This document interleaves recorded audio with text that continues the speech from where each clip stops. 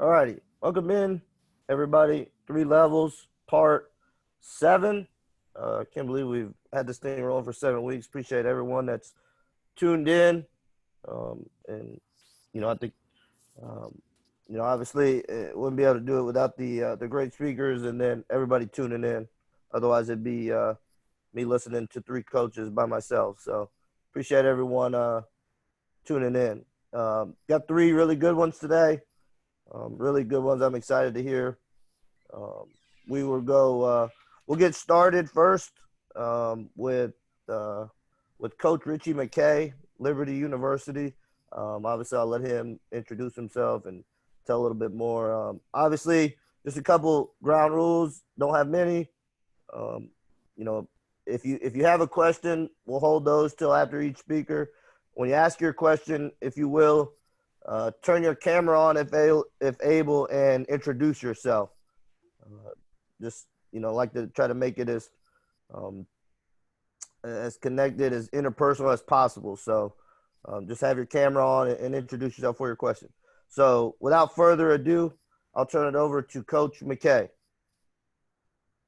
Thank you, David, and thanks for your organization of this. I know, I'm sure many have benefited from your initiative to try and just keep growing in our game, trying to better ourselves so that we can better the young people that we get the privilege of shepherding. So I appreciate your intentionality there. I'm not sure I'll be as good as your other participants have been and will be today, but I will be honest and upfront. Like Coach said, I'm Ritchie McKay. This is going on our 6th year at Liberty, but it's my 8th total. I was at Liberty for 2 years and then went to join Tony Bennett at Virginia for 6 years and then back at Liberty for 5 years. So we've been really blessed to be back. We really enjoy being a part of this campus and a part of a university that's mission is to train champions for Christ. So I'm the father of 3 children. My daughter's 26 next week, and then my boys are 23 and 21. So really blessed with 3 wonderful children. Been married going on 30 years in August. My wife, Julie, she is the best thing that's ever happened to me. I'm married way over my head, and very, very blessed to have a woman like that in my life. And then, and then I get to coach. I coach a group of young men and a part of a staff that's really connected. And I think that's been a little bit of the reason why we've continued to improve a little bit over the years. So, David, I'm not sure the format, but that's my intro. Where do you want to go from here? Just talk about maybe your journey, Coach, and obviously the stops you've been along the way, and maybe some things that you've learned at each stop, whether it be your years as a head coach, your years coming up, and then obviously, your years with Coach Bennett and your years at Liberty. Yeah. I'm not going to bore you with each stop. I got the privilege of being a head coach when I was 29. At the time, I was the youngest head coach in Division I. I got an opportunity to go to Portland State University, which was a restart. They had dropped their program in 81. They brought it back in 96, and no one else wanted the job. That's why I got it. I was an assistant at Washington. I wanted to be a head coach, and they were restarting the program from scratch. We had no players. We couldn't go to the NCAA tournament for 8 years, and literally no one else wanted the job. So from there, I had a couple of different stops. I finally got a chance to coach at my dream job, New Mexico. It was my dad's alma mater. My dad had passed away in 2000, right before I took the job. And it was a job that I really, really wanted. I didn't think I'd ever leave there. We had Danny Granger in our 3rd year. We went to the NCAA tournament. And a year and a half after that, I had a meeting with a new AD that told me I wasn't going to be renewed at the end of the year. And God closed the door on that chapter of my life. And being fired, being let go really was, I deserved it from this standpoint. The things that I had gotten into coaching for and the balance that I had committed to living with in my family and with my children, those had gone awry. I was way too in tune with the opinions of others. I had a pastor tell me one time, every young boy needs approval, acceptance, and affirmation from his dad. And if he doesn't get it, he'll look for it somewhere else. Well, I was trying to get the approval of the people, the fans. And in Albuquerque, New Mexico, they hold basketball in very high esteem. The Lobos are king. And I was more concerned about what other people thought about me than I was concerned with what God was teaching me. So I needed that chapter to be closed. I wasn't a good coach. I wasn't a good husband. I wasn't a good dad. And God picked me up, put me in Lynchburg, Virginia. We were there for 2 years, and Dick Bennett has been a mentor and is a mentor still of mine. And his son, Tony, and I had a really good relationship, and Tone asked me to go with him at Virginia. I wasn't looking to leave, but man, my wife and I felt this little pull that we were supposed to go and serve instead of be served. And so I took a chance. It was nothing like I thought it was going to be. I thought, all my wisdom of 15 years as head coach, Tone would really need. Tony's one of the best coaches in the country. He didn't need that. He just needed someone that, maybe could help him avoid some of those old man mistakes that I had made. So really had a blessed time there. Tony's he's a better person than he is a coach. And I think he's been the National Coach of the Year 5 or 6 of his 12 years in coaching. So it's a pretty good percentage. And then, man, after year 2 or 3 there, I wanted to be a head coach again, and I applied at a couple different places. I thought I had a great chance of getting those jobs, and I didn't. God kept closing the door. And finally, the Liberty job came up, and if you would have told me 5 years or 6 years before I left, would I ever think I'd coach again at Liberty, I would have told you no way. And God opened the door, and here I am. Awesome. Coach, I just want to ask you one. Those times that you said you kind of were going for jobs and didn't get them for whatever reason, God closed the doors. One, what did you learn about yourself in those times? And then 2, how did you kind of pick yourself up after those? Yeah, good question. Well, I think, and I know there's I can see by the faces, there's a lot of young coaches. Man, I think we don't make the same mistakes that I did. Like, again, a really good pastor friend of mine said to me that he wants to live his life in such a way that he doesn't miss the exit. And we've all been on those long recruiting drives, and you know how it is when we're on the phone or we're trying to grab our quick meal before we get to the gym, and we're supposed to get off on exit 47 to go to that game or that practice, and we miss it. And then we see that sign, next exit 13 miles. Well, you then got a choice to get off, make an illegal U-turn, or go that 13 miles and double back. And he said, man, try and live your life in such a way that you don't miss the exit. Because we can waste a lot of time and have a lot of frustration if we miss the exit. So that being said, man, there's a verse in Proverbs, I think it's 21:1, that says, like a watershed, God controls the heart of the king and he moves it whichever way he pleases. And why that verse is important to me, I used to try and network and try and do all these things to get myself in a position to get a job or to move here, to move there. I learned quickly. My exit is do the best job where I am and make sure that I hold true to the privilege it is to be able to invest in someone else's life and not just worry about myself or my own career. If I just did a great job of honoring that, to being a great steward or to shepherd well the young men that I was granted the privilege to lead or develop an authentic relationship with, if I just did that, God would honor it. And at the appropriate time, he would turn the page and move us to the next chapter that I was supposed to be in. So I know this is such a competitive business. Anytime you do something that you really enjoy doing, that can eventually, you could make a lot of money doing it. And when you go to the office, it doesn't feel like work. being a part of something that you're really passionate about, there's going to be incredible competitiveness. But stay out of the lane of comparing yourself to somebody else and just do a great job where you're supposed to be doing it. And that's wherever you are right now. Awesome, thank you. If anyone has any questions, obviously you can raise your hand or just chime in. Obviously introduce yourself and you can ask Coach McKay.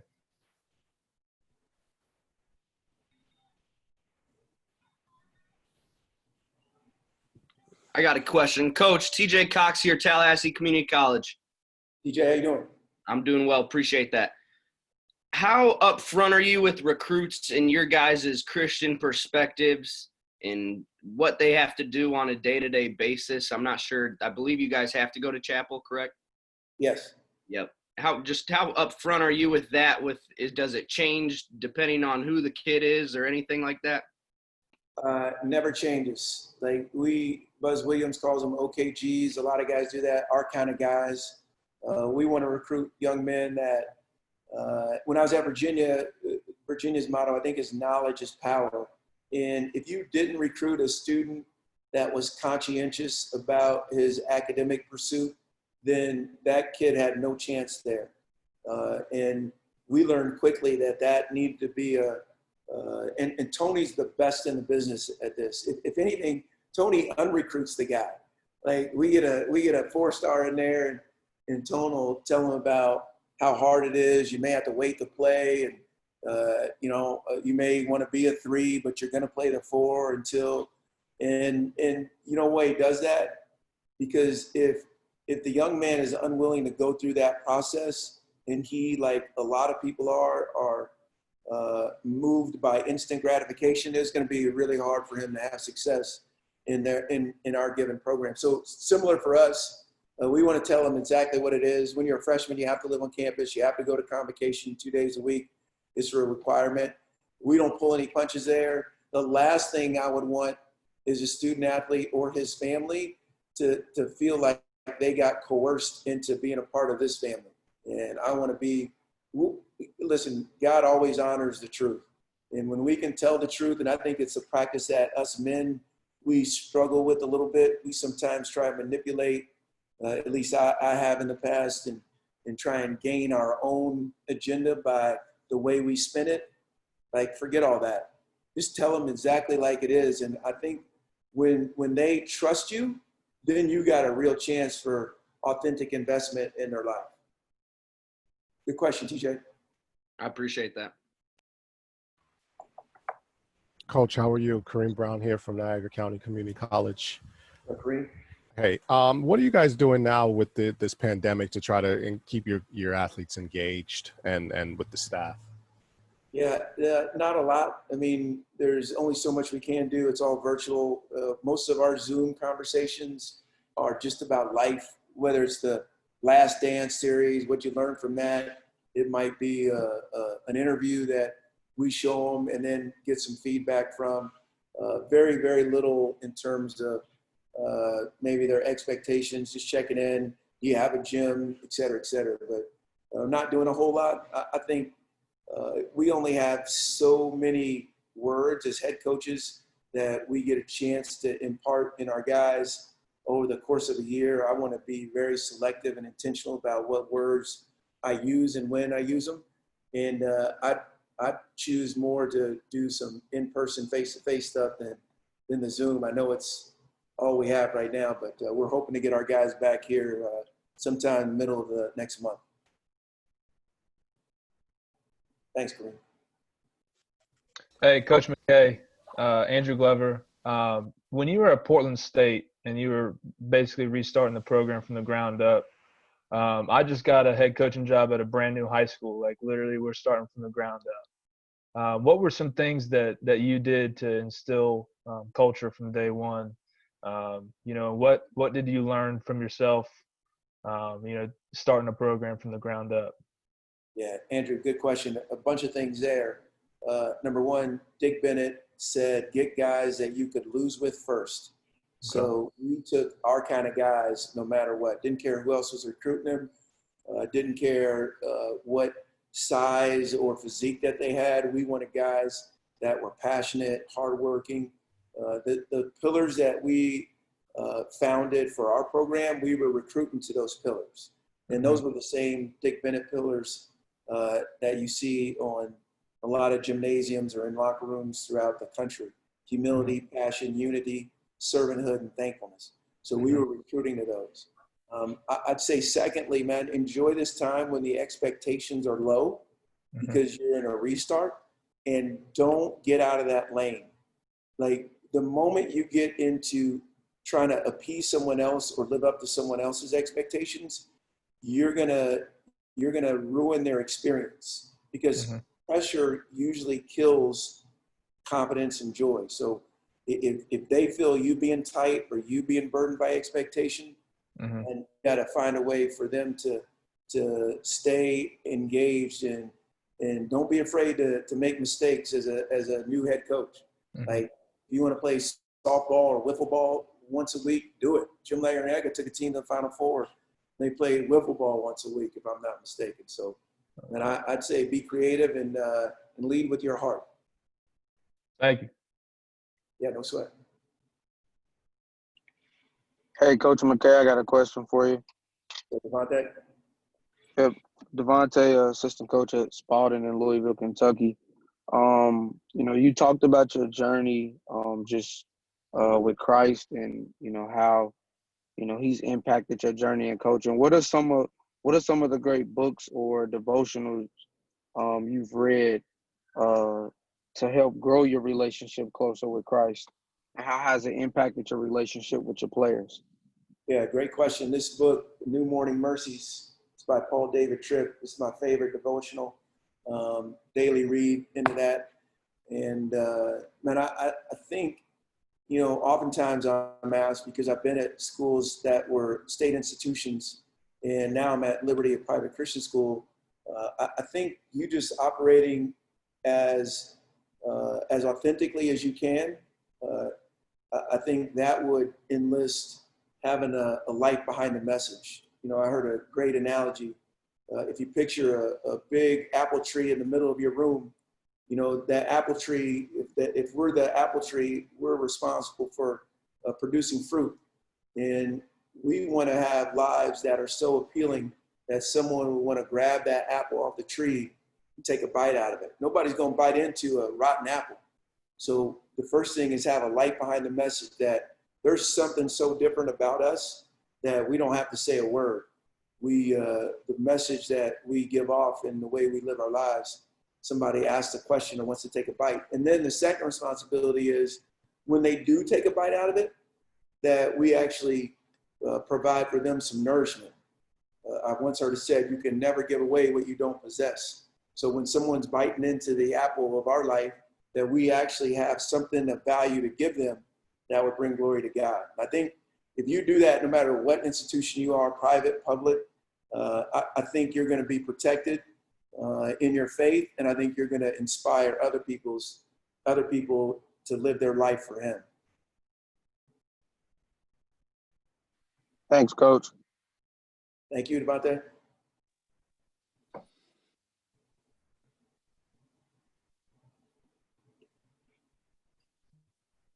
Coach McKay. It's Mark Danoff at Texas A&M Corpus Christi. Hey, Mark. Question for you. Tony's a good friend of mine. I know you work with him, and I know the great job you're doing at Liberty.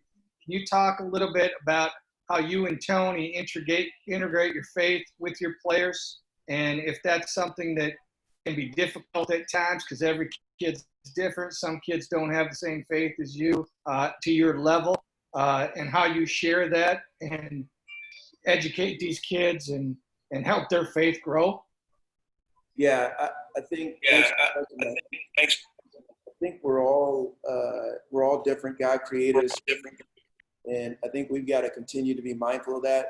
Where Tony is incredibly strong, or where I see Jerome Tang on the call, where they may be gifted, or Tide Coffee may be gifted, they're differently gifted than Ritchie McKay or Trent Marquith or Tony Bennett. And I think we just got to live our lives according to what God has gifted us and instilled in us. And I think there's times when you can have a public testimony like Coach Sweeney does at Clemson, where he can inspire thousands with one press conference or whatever. But just by way of example, when Coach Bennett lost to UMBC in the first round of the NCAA tournament, the way he handled that loss, the humility that he's been laced with, I think that did more for coaches and for people to see Jesus than even winning the national championship. Because it's really in defeat and in failure where that unmet expectation pushes a button in our lives, especially as competitors, that I think we can really get twisted up. And so, Mark, to answer your question, I think just being authentic about who you are and not comparing yourself. Like, I know I can't be Tony Bennett. I know I'm not called to be this person or that. I'm called to be Ritchie McKay. And when I'm in tune with the Spirit, I think when I'm leading out of Christ in me, I think that's when I can be most effective. Thanks, Coach. Excuse me. I agree with you. I think that, and I told Tony this, that loss in the opening round a year ago, or I guess 2 years ago now, I kind of felt like it was planned. That I don't know, and I mean this with no disrespect to any other coach in the country, but God knew he was the one that would handle it best, and he would share a lesson for everybody else, you know? Agree with you 100%. I know Tony and how competitive he is. I marvel at the pace that he handled that situation with. But he's that kind of dude. I'm just telling you, it was a blessing to work with him for 6 years. I learned a lot, even though I'm older than him. He taught me much in my journey. Thanks, Coach. You're welcome.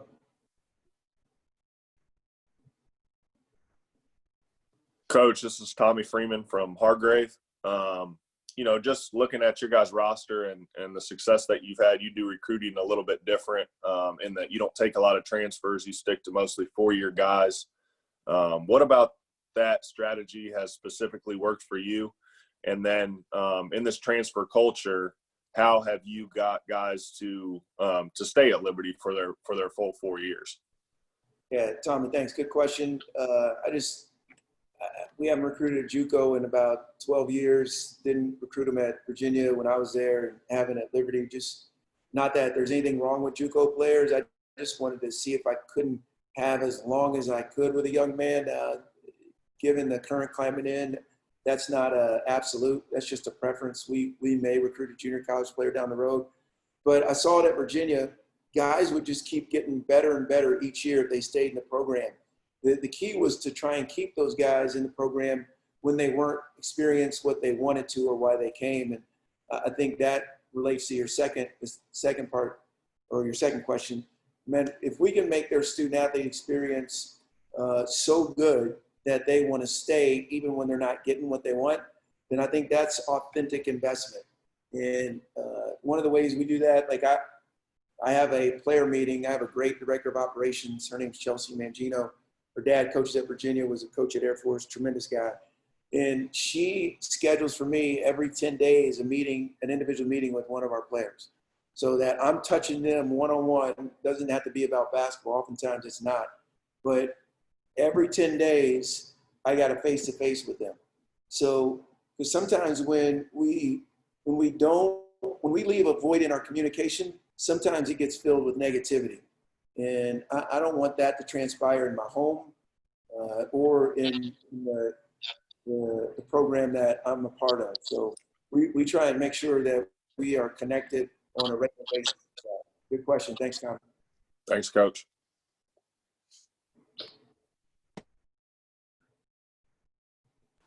Hey, Coach, just a follow up to that, Kareem Brown. What kind of things are you saying, and how have those conversations gone, both in positive and negative directions? Well, we won't talk about basketball unless they want to. I'll ask them, is there anything you have a question about or that I can help you answer?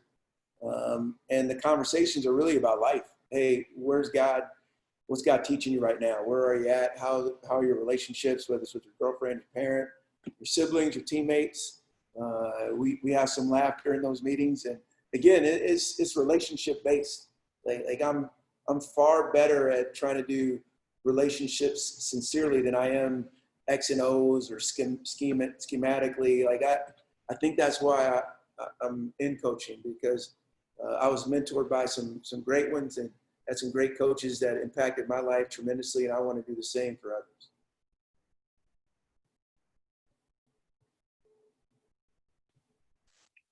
Coach Cabral Huff here, Holy Innocents. Your points per possession were really good this year, but they were even better in transition. Does that just equate to what you guys try to do defensively, or is there something that you guys really do to make sure you're really good in transition? We have a drill that we try and take numbers when we can. It's just a build up. It's 2-on-1, 3-on-2, 4-on-3, 5-on-4, and it's 4 possessions up and down.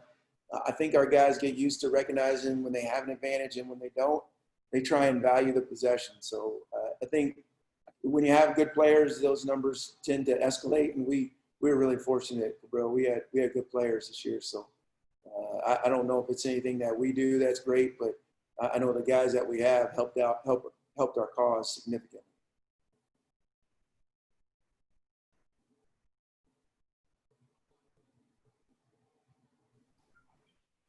Anybody have any last questions for Coach McKay?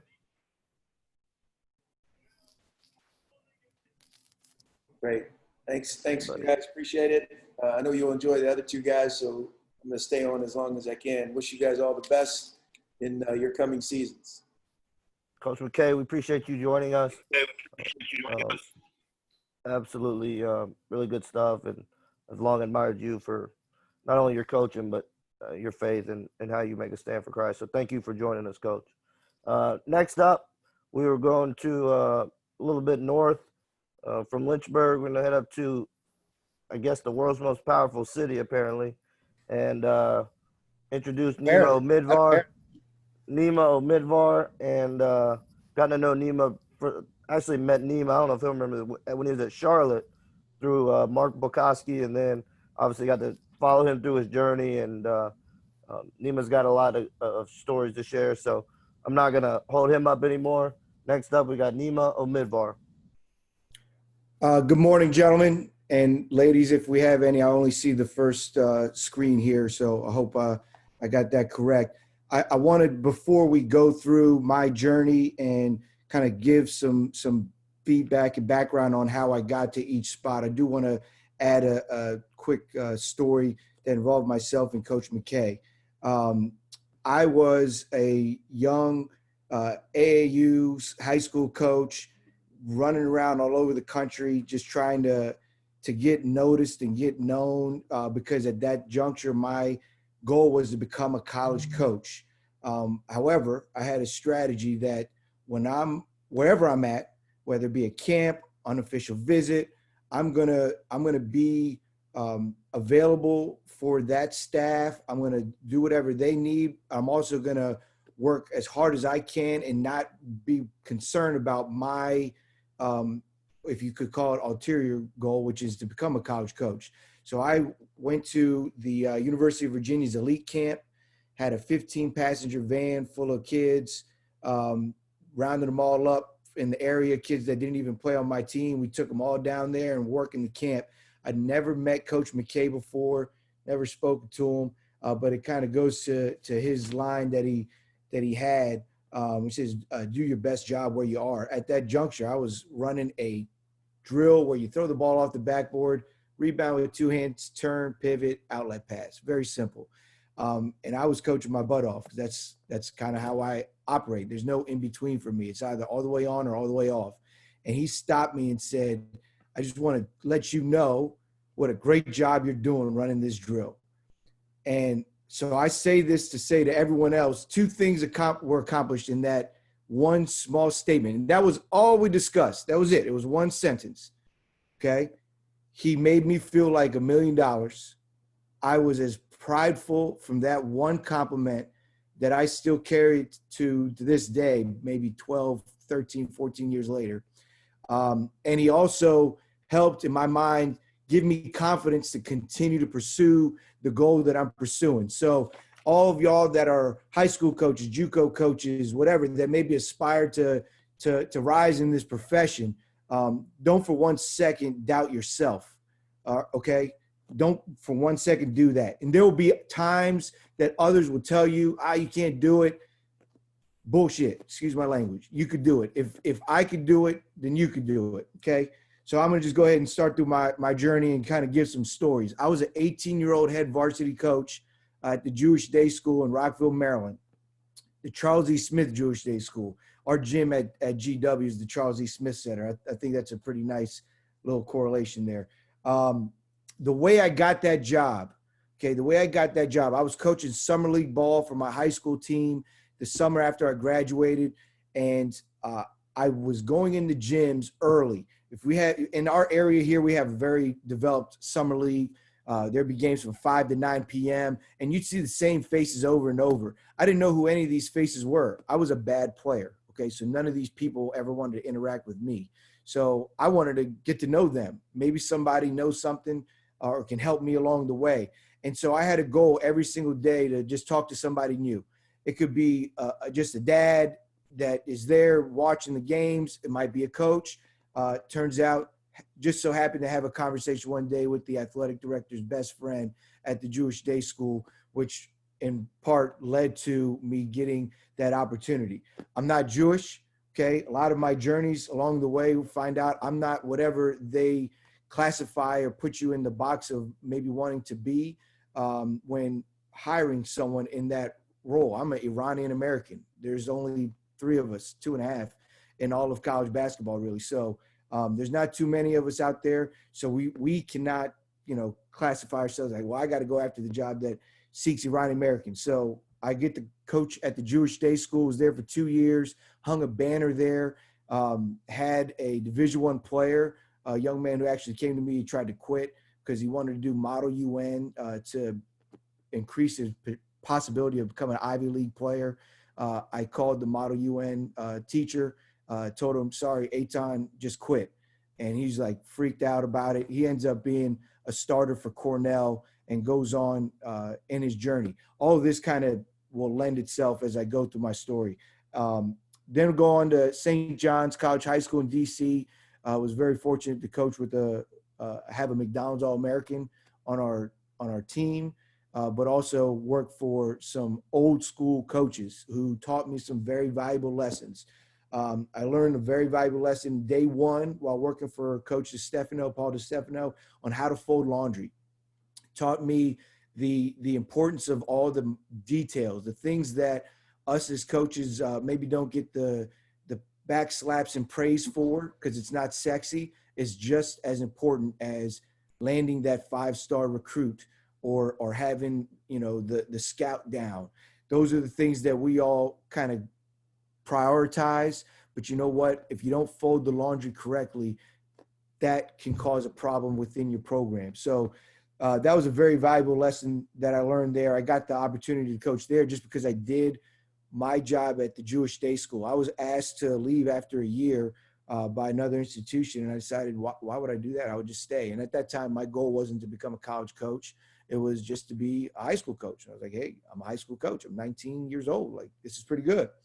I then did kind of reshift my goals. And I'd like to use the term milestones as opposed to goals, because if you do accomplish your goal, then you probably could stop.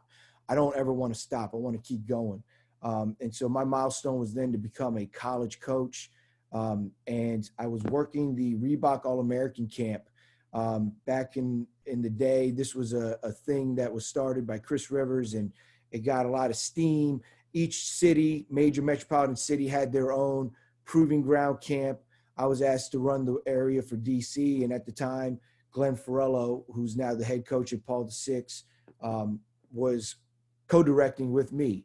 And he asked me to come work with him. I was like, nah, I'm good. And he just kept recruiting me and sold me on a vision. Hey, this program is 1-0. We're going to go win it all. We're going to hang banners. You want to be a part of that process, because when you get to where you want to go, you're going to be able to sell that. And I've used that I end up taking the job, but I've used that as my criteria for every other opportunity that I took from there on out. Went to UNC Charlotte as a graduate assistant. The way I was able to get myself there was through program marketing, branding, and getting not just our name out there, but getting everyone in our community's names out there. I started a mass email when Constant Contact first came out. I remember seeing a commercial being like, damn, that's a good idea. We should do that. So we did. And I sat there with my college roommates. I'm still in college at the time, and got all these email addresses from all you college coaches out there when I was a high school coach, everybody. And Coach Lutz, I don't know if you remember, but he was when he was at Creighton, he was responding back to my emails. I remember that. And so I also keep in mind anyone that sends me an email that may be on this call or a tweet or whatever, I want to follow up. Because again, I know how it feels when you get that type of follow-up. Use those emails to promote, and through that avenue, open up dialogue. The dialogue led to unofficial visits for our guys. I wanted to be available to any coach. If I want to become a college coach, then they need to know that I'm willing to do anything and everything. So I would get any kid in the car that any program wanted to recruit. The furthest we would go west was Indiana. Furthest south we would go is to Georgia. Furthest north we would go is to Maine. Nobody asked in Maine, but that was our boundaries. And we would, hey, you want a kid there? We'll be there tomorrow. So UNC Charlotte took me up on that. Say, hey, bring down Victor Oladipo and Jerry Grant. Okay, at the time they had zero recruitment, and said, cool, see you tomorrow. Hop in the car, 7 hours there, unofficial visit, 7 hours back. And that's kind of what led to the relationship that ultimately led to them giving me that opportunity at UNC Charlotte. Quickly learned the business after a year, was let go. I should point this out. The graduate assistantship I had cost me negative $10,000 because I had to pay for my one credit class every single semester. This was back before you had to be a full-time student, plus my housing, which was another negative about $5,000. I was able to kind of do this because I ran AAU tournaments, camps, clinics, etc. I did an inventory of what a college basketball office tasks are and said, if I am to get hired, no one's going to hire me for recruiting. No one's going to hire me for, even though I thought they would, okay? And that's important to know. That might be what you think we're hiring you for, but it's probably not the case. But I need to demonstrate and document that I can do all of the skills necessary within a college basketball program. And the important part there was to document. I don't document it and put it on social media to say, look at me, look what I'm doing. I'm really good. I document it to prove that I'm actually doing it when the interview came about, but still being focused on the job and tasks at hand.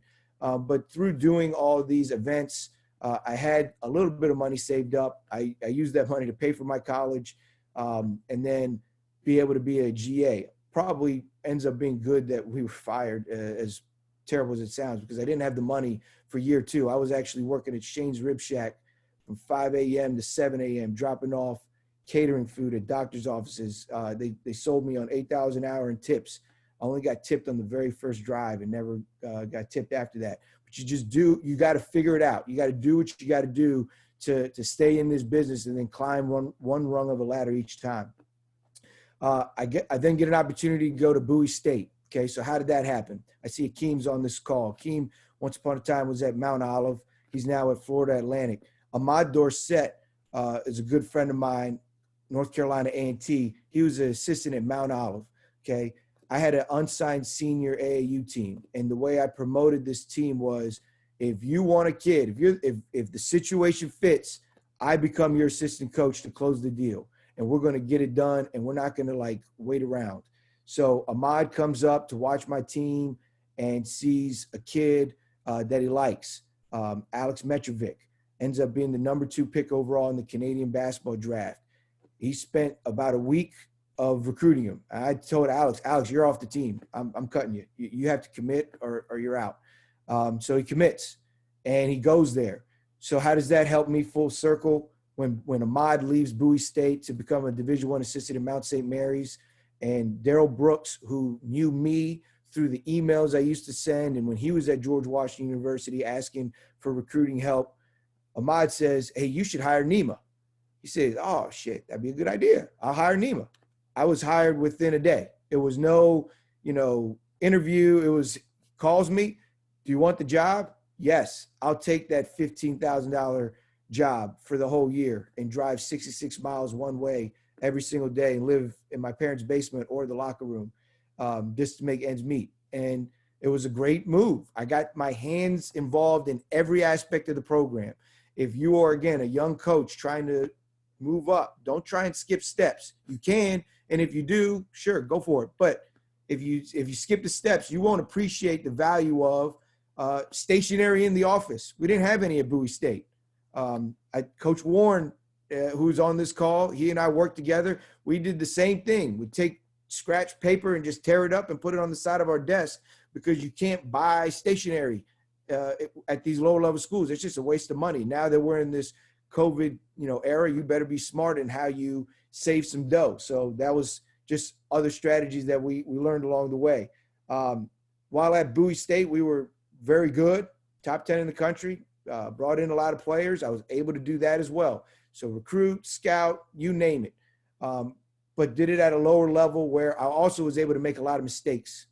And nobody really can notice the mistakes. And I won't admit to them, but I had a lot of them, a ton of mistakes. And I got better through them. Failure is a great educator. I then got an opportunity to go to NC State as the video coordinator. This is where it gets really, really juicy and fun, how I got into this position. I get introduced to Coach Godfrey through Coach Lutz while we were at UNC Charlotte. He was on TV. Our SID could make the trip. We're playing against Louisville, and I was kind of his pseudo SID as the GA. Give him as much info as I can, but didn't follow up with him probably like I should have. So I don't think he remembered who I was when I came to the interview. He just knew Bobby Lutz and Rob Moxley said, this is a good dude. We gotta look into him. So I go through the interview, it's great. Hear nothing from him for a while. So again, understanding the college basketball office, I know if I try to reach out to him, the newly hired ACC coach, he's probably not going to get back to me right away. So I emailed the secretary, and the email to the secretary was different than, hey, hire me. It was, hey, dear Coach Godfrey, here's everything you're doing wrong with your social media approach, and kind of just laid it out. And then at the end, it said, in conclusion, I will not work for you unless you change your strategy and your approach, which was a bold and really kind of like sink or swim strategy. He calls me within the hour of me sending the email and says, all right, I want you. I'm like, damn, can't believe that worked. And because he recognized what he didn't know and have experience with, which is social media and how to market his program, but he valued that. And so that was my in into the ACC. Got to go to 3 NCAA tournaments. Got to go to a Sweet 16. I got pictures of me on the floor dancing, celebrating. Pretty good, right? But I didn't do it because I said, hey, I used to coach with Team Takeover. Let me help you get all my players. Like, it was, hey, let me teach you how to do some social media along the way. University of Maryland was my next stop as a director of operations. One thing to note along the way, I got to be in every single role, which for me is really important. Again, as a non-player, for me to one day maybe be in the position that Coach McKay is in as a head coach or anyone else that may be on the call as a head coach, I need to be able to sell to an administrator that I know what everyone within my staff is doing, should be doing, et cetera, because I've done it. So at the University of Maryland, I still actually don't know kind of what was my hook in there. I do know that apparently someone or someone's gave my name. Coach Warren's laughing. I'm going to have to switch the screen off of Coach Warren. He's distracting me right now. But I do know my name came up at some point in a staff meeting, and everyone in the room said, yeah, that'd be a good idea. Think about when you come in contact with someone, and I got this line from Larry Farmer, all-time winningest player in NCAA history. And he told me this while we were doing class checks at NC State. And I told him, I was like, Coach, you used to be the head coach of UCLA. You don't got to come do class checks. He said, coach, you meet the same people on your way up in this business that you meet on your way down. So you better do it all right and treat everybody right, and no task is beneath you. And boy, did that stick, because I still have a lot of respect for Coach Farmer, and for him to say that. There's so many of y'all that on this call that I have interacted with, and I really hope that everyone can come away feeling that I've done that for them. And so I really would press that upon you. You don't know that middle school coach might be the next varsity coach in that town that has that good 8th grade player that's going to be a stud. That GA may be the next, head coach at a school that you might need an assistant spot on the way down on your career. You just never know. So just something to think about. But Coach Sturgeon gave me an unbelievable opportunity. That's really where I kind of launch pointed my branding within college basketball, within how we do things within our program. And this is something that I think could be a separator for a lot of us. I know it's a separator for us at George Washington. You see on my screen, world's most powerful university, world's most powerful city. That's what we are. That's what it is. It's because I said so. And if anybody wants to argue against it, feel free. But I've got facts to go against it. Truth be told, are we the world's most powerful university? How the hell do I know? But I said we are, and therefore we are. And I've got recruits that believe it. And we're not lying. We're putting facts behind our demonstration, but that's going to be our separator. At University of Maryland, we had a separator, which was Under Armour.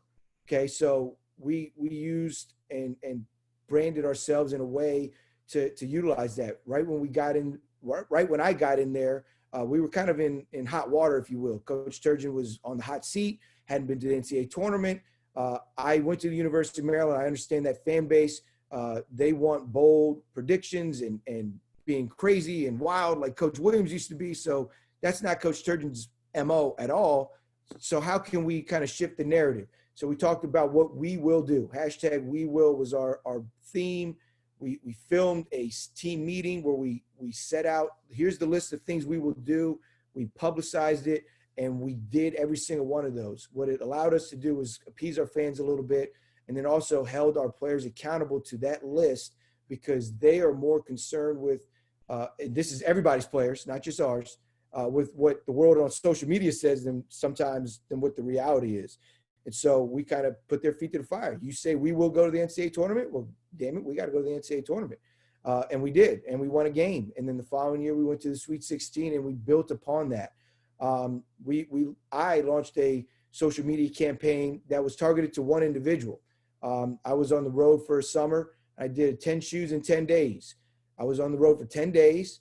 Coach Sturgeon was doing Team USA. They let me be on the road. There was one recruit, Eric Ayala, who's now at the University of Maryland, who was just enamored with our shoes. So I told him I'm going to wear 10 different shoes in 10 days. I'm going to tweet it on social media. Under Armour's happy. They get to get a little bit of free advertising. And the kid is every day looking, seeing, while I'm standing right underneath the hoop during warm-ups, even though I'm pretending like I don't know where I'm supposed to be, even though I know damn well I'm right there so he can see my shoes. And he's looking and checking out my shoes. And now he knows I'm there. And now he knows University of Maryland is on him hard. And he makes those connections in his own mind. So I'm kind of giving, as I go on this tangent of my journey to like branding, some ideas and things that you can do, whether it be targeted to one individual, your entire fan base, or the basketball world, to really separate your program. And everybody's got something that they can do that with. We had the Running Man Challenge at the University of Maryland. It was the most Googled item in 2016. That came about from just us sitting in the locker room and literally shepherding our players to study hall. It was an everyday difficult experience. So I would just sit in the locker room for an hour or so and get them to go into study hall. So you have to have some give and take. I don't have any kids, but those of you who do, I believe that's a good strategy. You give a little to take what you want. So you want to act like a fool, go for it. But now I need you to go to study hall. So we were there filming this, what I consider to be very stupid challenge, and it became a worldwide phenomenon. And it gave us unbelievable publicity. And we go into in-home visits, and parents were mentioning, well, I didn't go on in-home visits. When the coaches went on in-home visits, they would call back and say, I can't believe they're mentioning this Running Man Challenge. It's like, damn, I can't either.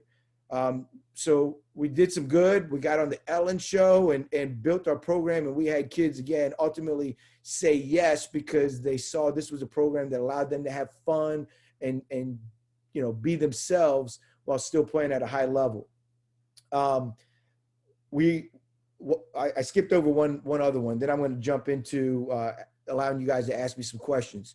While I was at NC State, we did a branding campaign called hashtag NC State Bracket Facts. We were a bubble team. We were squarely on the bubble and the last team in on 2 of our tournaments that we got in, 2 out of the 3.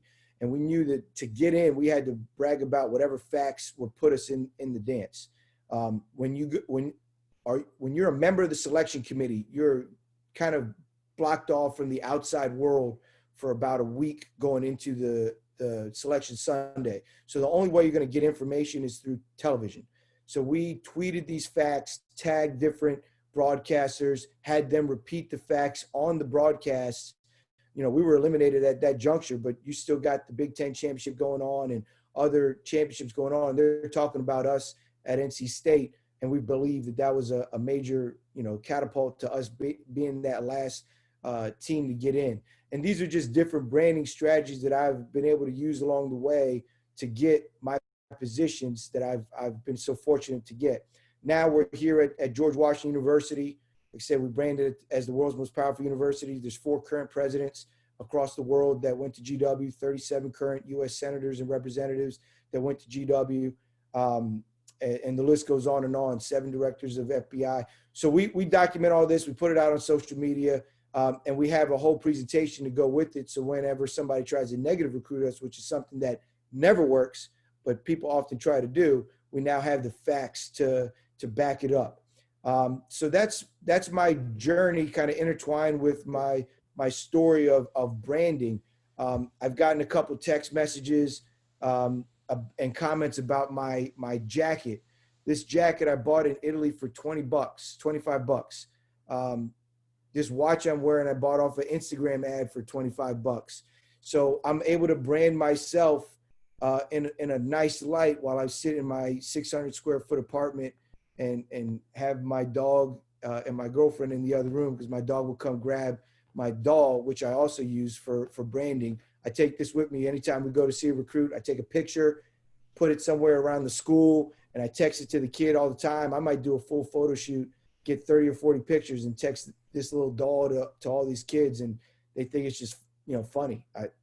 I just kind of did it on accident, and now I'm gonna keep doing it. So that's why I have it. To many people, it's stupid. I hope you think it's stupid. I'm gonna separate myself to the kids in that way, and for those that value it, great. Those that don't, that's fine. We'll move on.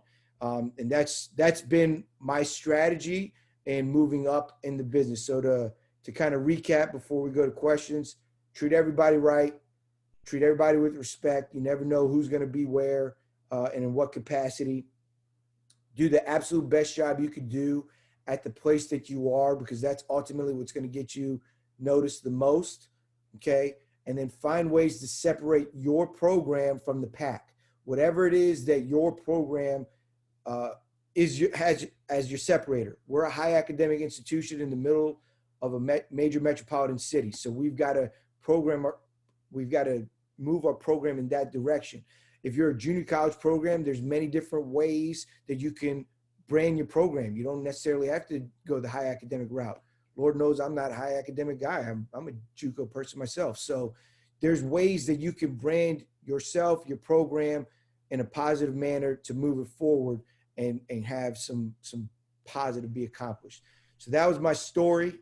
Sticking to it. And Dave, if anybody's got any questions, happy to. Nima, Cliff Warren, Georgia State University. For the people that are on this call that don't know you as well as I do, again, I will say Nima Omidvar, working with him for 3 years, the best by far at marketing, not only himself, but the program and the people in the program, the head coach, the assistant coaches, everything.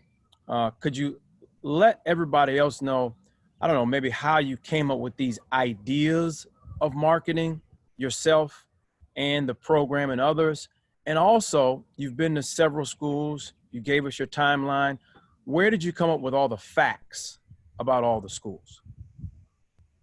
All right. So first and foremost, in terms of the promoting within the program, I'm very sensitive to promoting myself, and I know I've been encouraged more and more to do that. I've since this coronavirus thing is set off, taking the plunge of even hiring an agent, which when we started, that was like a big no-no. He's telling me like, hey, you got to promote yourself. I just feel very strongly that I want to promote everyone else around me, because every job I've gotten, it's never really been an interview. It's been someone telling that person that hired me, this guy's great, and then them doing the hiring. So if I support everyone around me, then they, through their network, okay, 5 or 6 people in one college basketball office is going to have a much stronger network than me as the individual. So if I support them, promote them, then I'm going to get more back in return than if I were to promote myself. Also knowing that there is a large level of sometimes jealousy, divisiveness when you're in a staff, especially sometimes a new staff, if you don't know everyone. I'm really fortunate now at GW. We've known each other for years. So there's none of that, but we're a new staff. So, but we promote everyone else. I just never want to say, hey, look at what Nima did. I've got a lot of great stats about myself that I will keep in my back pocket when an AD looks me in the eye and says, tell me why you. But I don't want to put that on social media. I want to rather tell the story of Coach Cliff Warren and how he's the all-time winningest coach at Jacksonville University, how he went to the Final Four at Georgia Tech, and how he's not just a revered coach, in Atlanta and in the South, but man, he's got so much respect here in Montgomery County, where he went to high school, and Mount St. Mary's, where he played, etc. That, to me, one, it gives me more joy and fulfillment. Two, if along the way, when I push out that word, it's going to get more praise. I'll say this. This is going to be a little off color, but everybody hope maybe can relate to this. If you go to a bar and you're trying to pick up a chick, okay? If I go ham at the chick, all right, I got a chance to maybe get her, maybe chance don't. But if I go to the chick and say, hey, I want to introduce you to my friend, my friend's got so much more chance to get the chick, because now she's going to let her guard down. Are you talking about the friend? Da, da, da. So I'm using that strategy, okay, in terms of I'm not going to just talk about me. Some people are turned off by that. I'm going to talk about everybody else, and others will then in turn talk about me. Coach Warren began his statement saying, I don't even remember what he said, but it was something nice. It was great. That to me is priceless. I'd rather have that than to have the self-promotion. The facts piece that Coach Warren mentioned is something that you got to really study where you are. You got to study the history. Why were they successful? Why did they fail? And know that, and then steer towards the piece of why they were successful. George Washington basketball has got a great history. Okay, they were really successful when they were recruiting international. So we want to brand ourselves as the world's most powerful university and the world's most powerful city, because young men from overseas will come to here when they talk about that. We are a high academic institution, so power within the construct of an institution kind of equates to that academics, and that's our separator. We're going to be recruiting against Stanford, Notre Dame, Northwestern, Vanderbilt. They're not the most powerful, though. We are. Is it a fact? No. Will I continue to say it? Yes. It's each family's job to differentiate whether it's true or false. Okay? I don't think I'm lying to them. I'm stating the case of what I believe is to be true. And I use the world's most powerful city line when we were at the University of Maryland as well. I'll use it for the rest of my life. I'm from DC, so it's always going to be the world's most powerful city, because to me it is. You Google it, somebody may have a different opinion, but we have more decisions made here than anywhere else in the world. So that's kind of how and why I do it that way. And so to all the young guys out there, I see it on Twitter a lot. It's happened so much more during this coronavirus, where you say, man, this is what I did. Ain't nobody give a shit about what you did, man. You got to like promote your program. This is what we did. Now that's a little bit different story. I could get behind that a lot better than this is what I did. That's at least my opinion. Excuse my language too.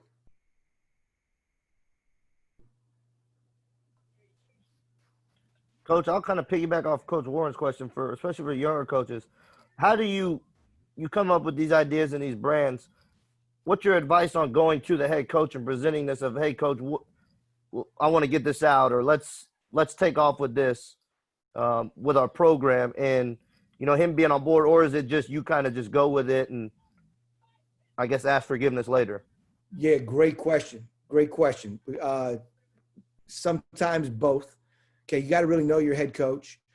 I've got thick skin. I've been told no a million times. Okay, there's so many ideas that I've presented that I swore was the best idea that the head coach said, nah, we're not doing that.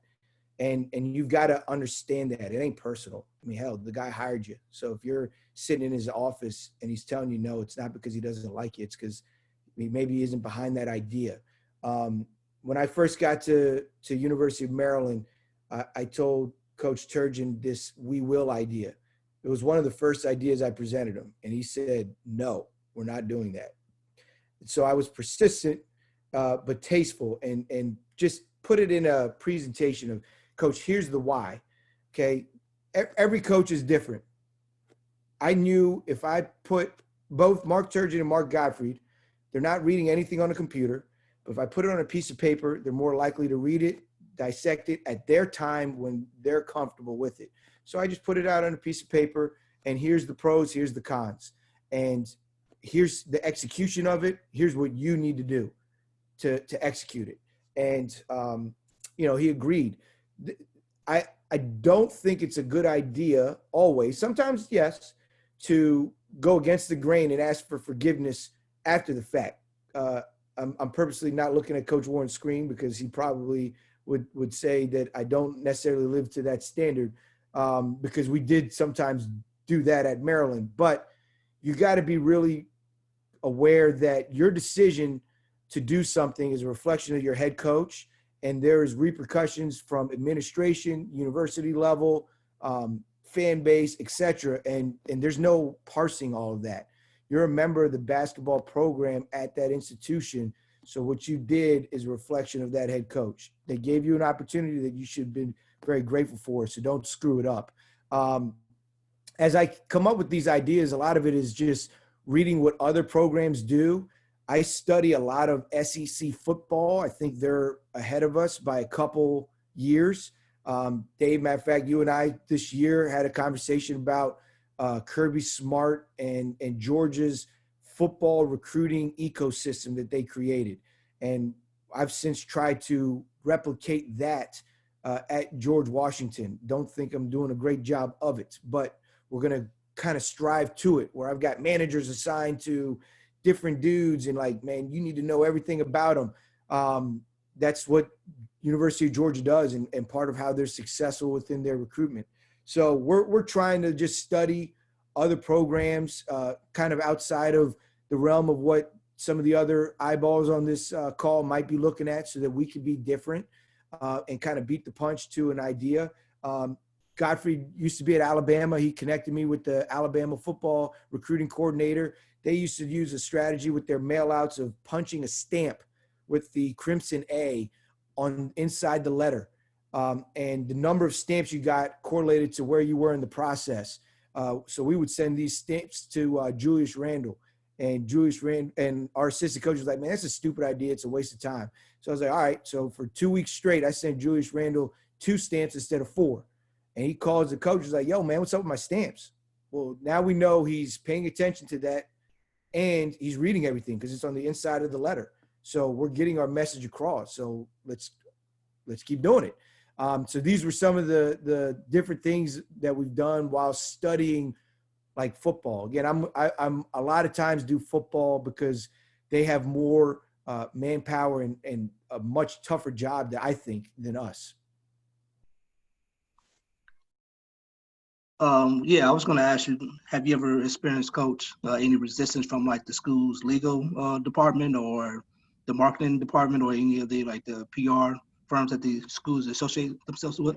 Yes, Tori, great question. I've gotten sued by LSU for copying their Miles's Method app. When we created an app for in-home visits, again, we wanted to be different. Everybody had a book, so we made an app, and I literally plagiarized that whole thing. You just made it NC State instead of LSU, and they found out, and I got sued. So that's where I learned, like, oh shit, better not just like do. We better ask and be smart about it. As it pertains, you hit the nail on the head on one other piece.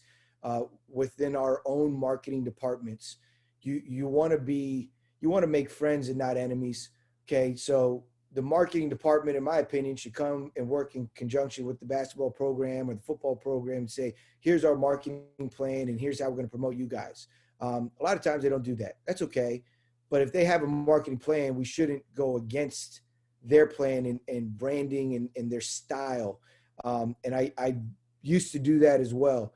I hope to impress upon everybody on the call that I'm a much more refined coach than when I started as an 18-year-old knucklehead. I'm now 34 years old, but I'm still a knucklehead at times, and I don't hide from that. That's part of what makes me good. So I've made these mistakes. So hopefully y'all don't make those same mistakes. Those marketing people are going to be ADs one day. Don't piss them off. Just work with them. And early on in my career, it would be like, nah, my idea is better. Like, who cares? Like, just work together, come up with the strategy, still get what you want to get done, but work with them so that you don't get into legal trouble. You don't get, because that's a reality. You make a highlight video and you use the wrong song, you're going to get a letter in the mail. That happens. Got that one too. Got a lawsuit for $5,000 because we used somebody's song. We didn't even know that. So these may seem like small issues to some of y'all who are trying to climb the ladder, but let me tell you, when you're in that seat get real hot when you get that letter and you open up, it's like, state of Louisiana verse, like, oh shit, we just made a big mistake here. So be really cognizant and aware of that. None of you on this call knew any of what I talked about prior to me talking about it. Probably there's probably a great chance none of y'all had any idea. So did it really like get my name out there? No, it didn't. Like we promote our program for that lighting of the match. And then once the match is gone, it's gone. And people forget. That's just the way memories are wired right now. So it's more fruitful to make some friends along the way than to ruffle those feathers in that short intermediate time. I know that today. I didn't know that 4 or 5 years ago. Hopefully that answers your question, Tori. Does that answer your question? Yeah, that was perfect, Coach. Appreciate it. Appreciate your Absolutely. time. Hey, Coach, got a question for you. Let's hear it. It's Devonte out of Louisville. Question: how did your time as a video ops guy influence the rest of your career? And do you have like your core principles developed for when you do get that first opportunity as a head coach? What would you say your core beliefs would be? Devonte, great question. So yes, my time as a GA, D2 coach, video coordinator, director of ops absolutely has shaped my vision moving forward. One, I respect and appreciate how hard the job is. Okay. Those of you who've never been in that spot, you'll be sweating bullets when that video presentation is supposed to go on and it don't work. And you've got to troubleshoot it real quick. You better know how all them cords work, that's stress right there. That's tough. So I respect that. Also, knowing that, I was once on a staff where literally everyone on the staff was a former head coach of the year. Okay. And so there's nothing that I'm going to suggest as an X and O that anybody probably hadn't seen, or bring to the table some recruiting advice that they hadn't gone through. Could I bring some creativity? Probably yes, but they're all successful in their own right. They've done it their own way. So I'm not going to try and change their mind. So I'm glad you brought this question up because I had this written down. I've always in my support staff positions and now as an assistant coach want to be liquid in the glass and not to be a solid. I got to fill in the gaps that the other coaches on our staff maybe aren't filling without making it look like they're not doing what they're supposed to be doing. Everyone in a staff has got to have different skill sets. If they don't, your staff is not going to be successful. I myself, I study a lot. I read a lot. I do a lot. And so I should put the pressure and onus on myself to find ways to be that liquid in the other categories that maybe others don't want to be in or have the knowledge to be in. And sometimes that's a lot of the emerging technology and ideas. Hey, I've got to immerse myself. Okay. Again, I remember when I brought to Coach Warren virtual reality. Okay. At the University of Maryland, the person that invented the virtual reality technology went to University of Maryland. We got all that stuff for free. I just got to know the dude because he's a diehard basketball fan. He did it all for us for free. Here it is. I studied it. I learned it. I mastered it. We utilized it before I think a lot of others were doing it. That was our separator. Now that I'm an assistant coach and I've got a different set of tasks in front of me, Devonte, then, you know, I probably do need to lean a little bit on my support staff to help me get that done. But at the same token, I'm still the liquid. So if I know how to do it, then I just got to do it. And so that's helped me shape that vision. I to be very candid, don't have my pillars kind of lined up and orchestrated because, you know, I'm not looking at being a head coach today, but I want to be ready for that opportunity. I have got a quote that was on the wall at Paul VI High School where I used to coach that has stuck with me from that day I saw it. Do ordinary things extraordinarily well. It's from St. Francis de La Salle's. The ordinary task is the folding the laundry. The ordinary task is stamping the mail outs. The ordinary task is coming up with the virtual reality. And if you could just be exemplary at that or branding your program in a way that recruits will resonate with it, then I think you're going to always be able to move your program and yourself forward. Thanks, Coach. My pleasure. All right. Well, Coach Nima, I appreciate you, brother. Appreciate your sharing. I think I've gotten a few text messages from people with the branding stuff. So, you know, I think this has been really good. And obviously, you know, Coach, is there a way if you want to drop in the chat, a way for people to keep in touch if they have any follow-up questions with the branding stuff? You know, they can shoot you one off the line. I'm gonna put my email address in here. You guys feel free to email me. Let me just say one more thing about this. I know I've talked a lot, but I'm gonna do a lot of talking. I was taught as a GA, respond to everybody. Okay. And I see some folks on the call. Like I'm gonna call out Mike Simonetta from Canada. He emails, does unbelievable job with these emails. I may never sign a player for Mike, but I've developed a relationship with Mike because of that. Same with you, David. Man, I may not give you like a essay on my response, but I'm gonna respond to everybody because just like Coach Ritchie McKay did, it made me feel good when he came and gave me his moment. So if you email me, again, I'm not gonna promise you an essay. I'm not gonna promise you we're gonna be best buds, but I'm gonna respond, and I hope that helps you along your journey because others did that for me. Okay, so that to me is important, and I look forward to listening to Steve and the Boilermakers. Awesome. Nima, appreciate you, brother. Really good stuff. And then lastly up, we got, certainly not least, we got Coach Steve Lutz, Purdue. Got to know Coach Lutz past couple years. Really good person. Obviously really good coach, but just a really good guy who kind of talking about Nima's point of responding. You know, when I was a younger coach, looking to connect with some guys, Coach Lutz was always one of the first people to respond. And you know, obviously we've maintained that relationship to this day. So without further ado, I'll turn it over to Coach Steve Lutz. Hey guys, I know we've been on here for a long time, so if you got to get up and pee or something, you're not going to offend me. You know, we're here just to kind of talk about a couple things. The first thing that just comes to my mind is I've listened to Coach McKay and to Nima is just the passion that they have. Now, Nima, he sent the hell out of emails when he was first getting in this business. I mean, sent the hell out of them. And at some point you go, man, is this borderline, you know? But it was persistent and he hasn't changed. So you have to respect what he has done, how he has went about it, and how it has all evolved. Like he said, man, he didn't let anybody tell him you can't do this. And he just keeps climbing up the ladder, and he does a good job. And then you listen to Coach McKay, and you can just see and feel the passion for his faith in his voice and in everything that he does. I'm different than both those guys. I am very grounded in my faith.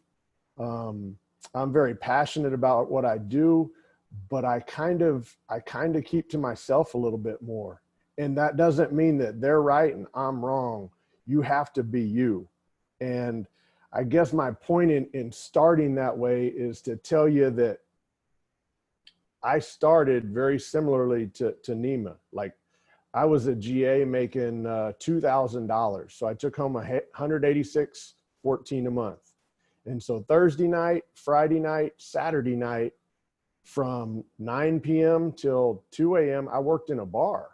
And then on Sundays, I worked in the bar from 11 till 6, 11 to 8, sorry, whatever. But, you had to figure out a way to make ends meet. And so when I first started, the very first day I walked in there, I had this dream of what being a college coach was about. So I got my khaki shorts on, I got my polo on, I walk up into the office. You knew who the other guy is walking in the office with me? Chris Beard. We're walking in the first day together. The head coach isn't there at 8 a.m. He rolls in about 9. He grabs both of us and says, hey, come back to the locker room with me. We get back to the locker room. There's 2 5-gallon buckets. There's 2 rollers and there's 2 paintbrushes. And he goes, guys, there's some old clothes that you can grab out of that bucket over there, or it was a bin. Put those on, put your good clothes up, and you got to paint the locker room. That's the very first day of when I walked into this business. And I'm looking at this cat like, man, I have no idea what he is wanting us for. Because I came here to be, the next John Wooden. And, to me, that was the best thing that ever happened to me, because right from the beginning of my career, he just humbled me and he put me right in my place. And my point being with all of that is that none of us are better coaches than the other one. None of us have the right path. You just have to have the right path for you. And if that means every day you spend 5 minutes or an hour handwriting notes to people, or sending text, or doing stuff on Twitter and branding, great. That's good for you. That doesn't mean that's the end all be all, because my path was totally different. I mean, I started as the GA. After that year, Chris left. I moved up to the higher paid GA. After that year, the guy leaves. I move up to the full-time. And so I'm there for 4 years, and I'm like, man, I don't want to be an NAIA coach. Or at that point, I guess we had moved to NCAA Division II. I want to be a Division I coach. This is my dream. I'm unmarried. So I take a pay cut and I moved to Garden City, Kansas, and coach JUCO for a year. And for those of you that look down upon junior college, man, you're crazy. Because not only do you have all of the coaches coming in to recruit your players, therefore you can develop relationships, you also recruit some of the best players across the country, and you develop those relationships. And in my estimation, in 10 months or whatever I was in Garden City, Kansas, I probably developed as many relationships as I had in the previous 4 years. So think about that. And then when I started in the business, everyone could be on the road. So I was out all the time. You get in a car, drive your 4 or 5 hours, watch a game, come on back. Just keep doing it every Tuesday, every Friday. And so my point being is that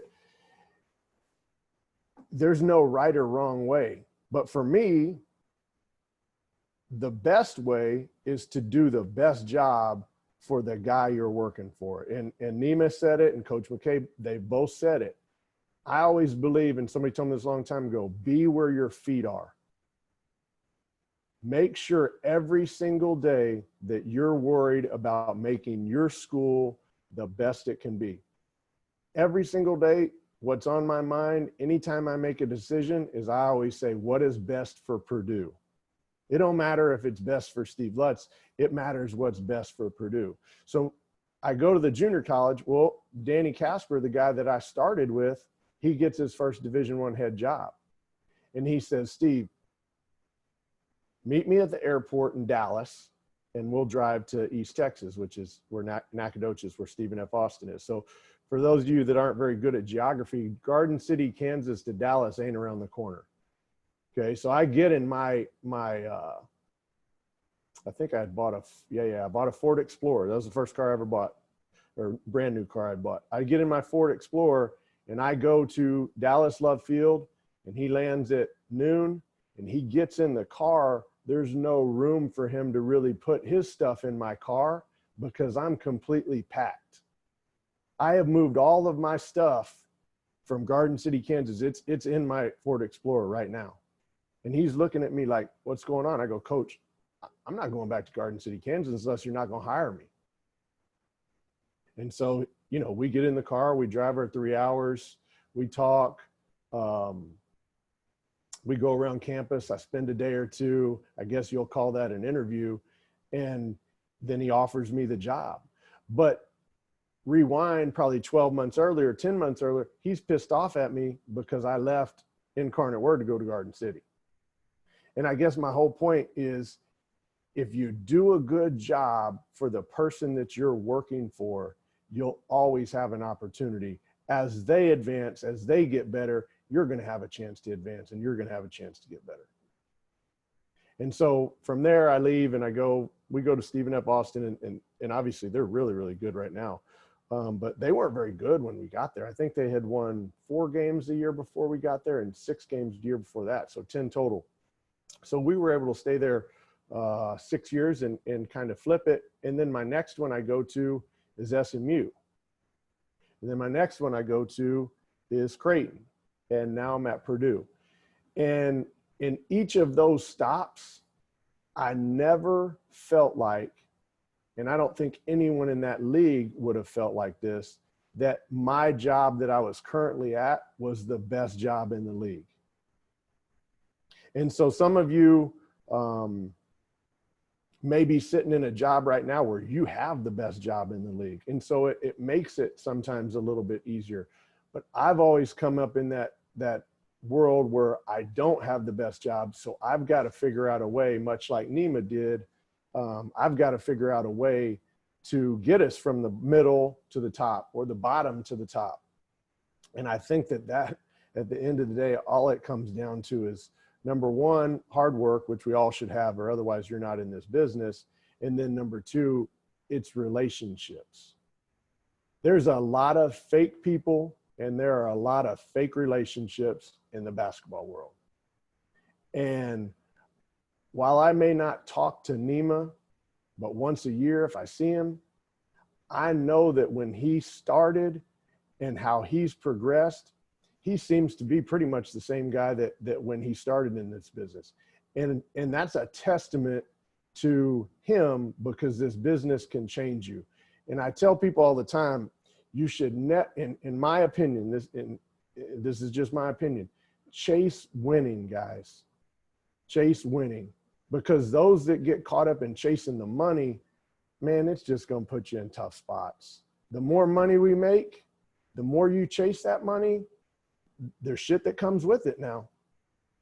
It's just the way it is. So if you chase winning and you chase recruits that are like-minded, that have similar values to you, that are about winning, in my opinion, you're going to increase your chances of winning and then developing, because ultimately we all want to move up in the business from NAIA to D2 to low major to mid major to high major, and then obviously to be a head coach.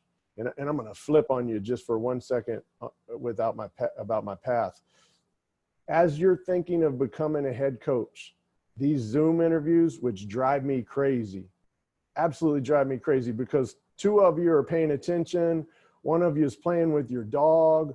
One of you is in and out texting on your phone. Man, it's going to be the same thing when there's some AD or search firms got it set up on a Zoom call on the other line. So the more of these Zoom things you can do and the more you can get on these calls and talk, it will help you in the long run. Anyways, back to where I was. So then if our whole passion is about kids and about winning, as you come up in the business and people reach out to you, as you come across people on a daily basis, if you will treat them with respect, if you will be a good person, at some point your lives are going to cross back and you're going to have a chance to help them, or they're going to have a chance to help you.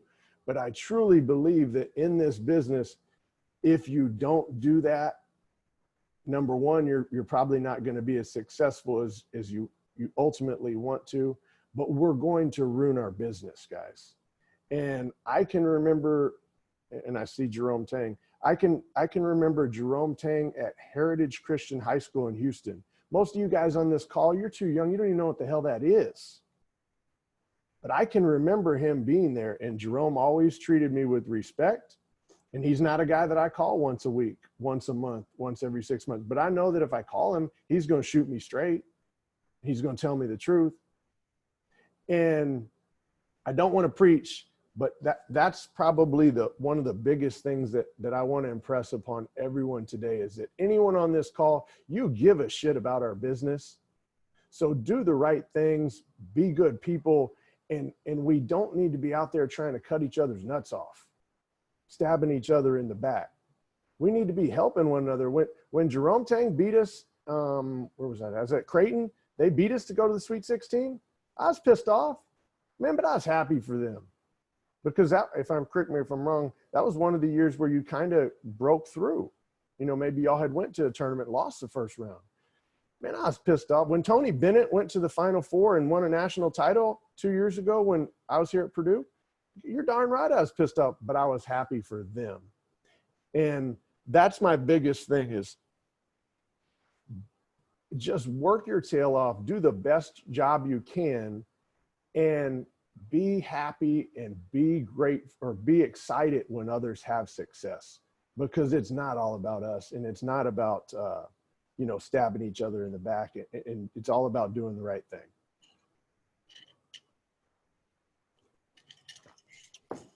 That's really good, Coach, and obviously kind of echoing on both the previous guys.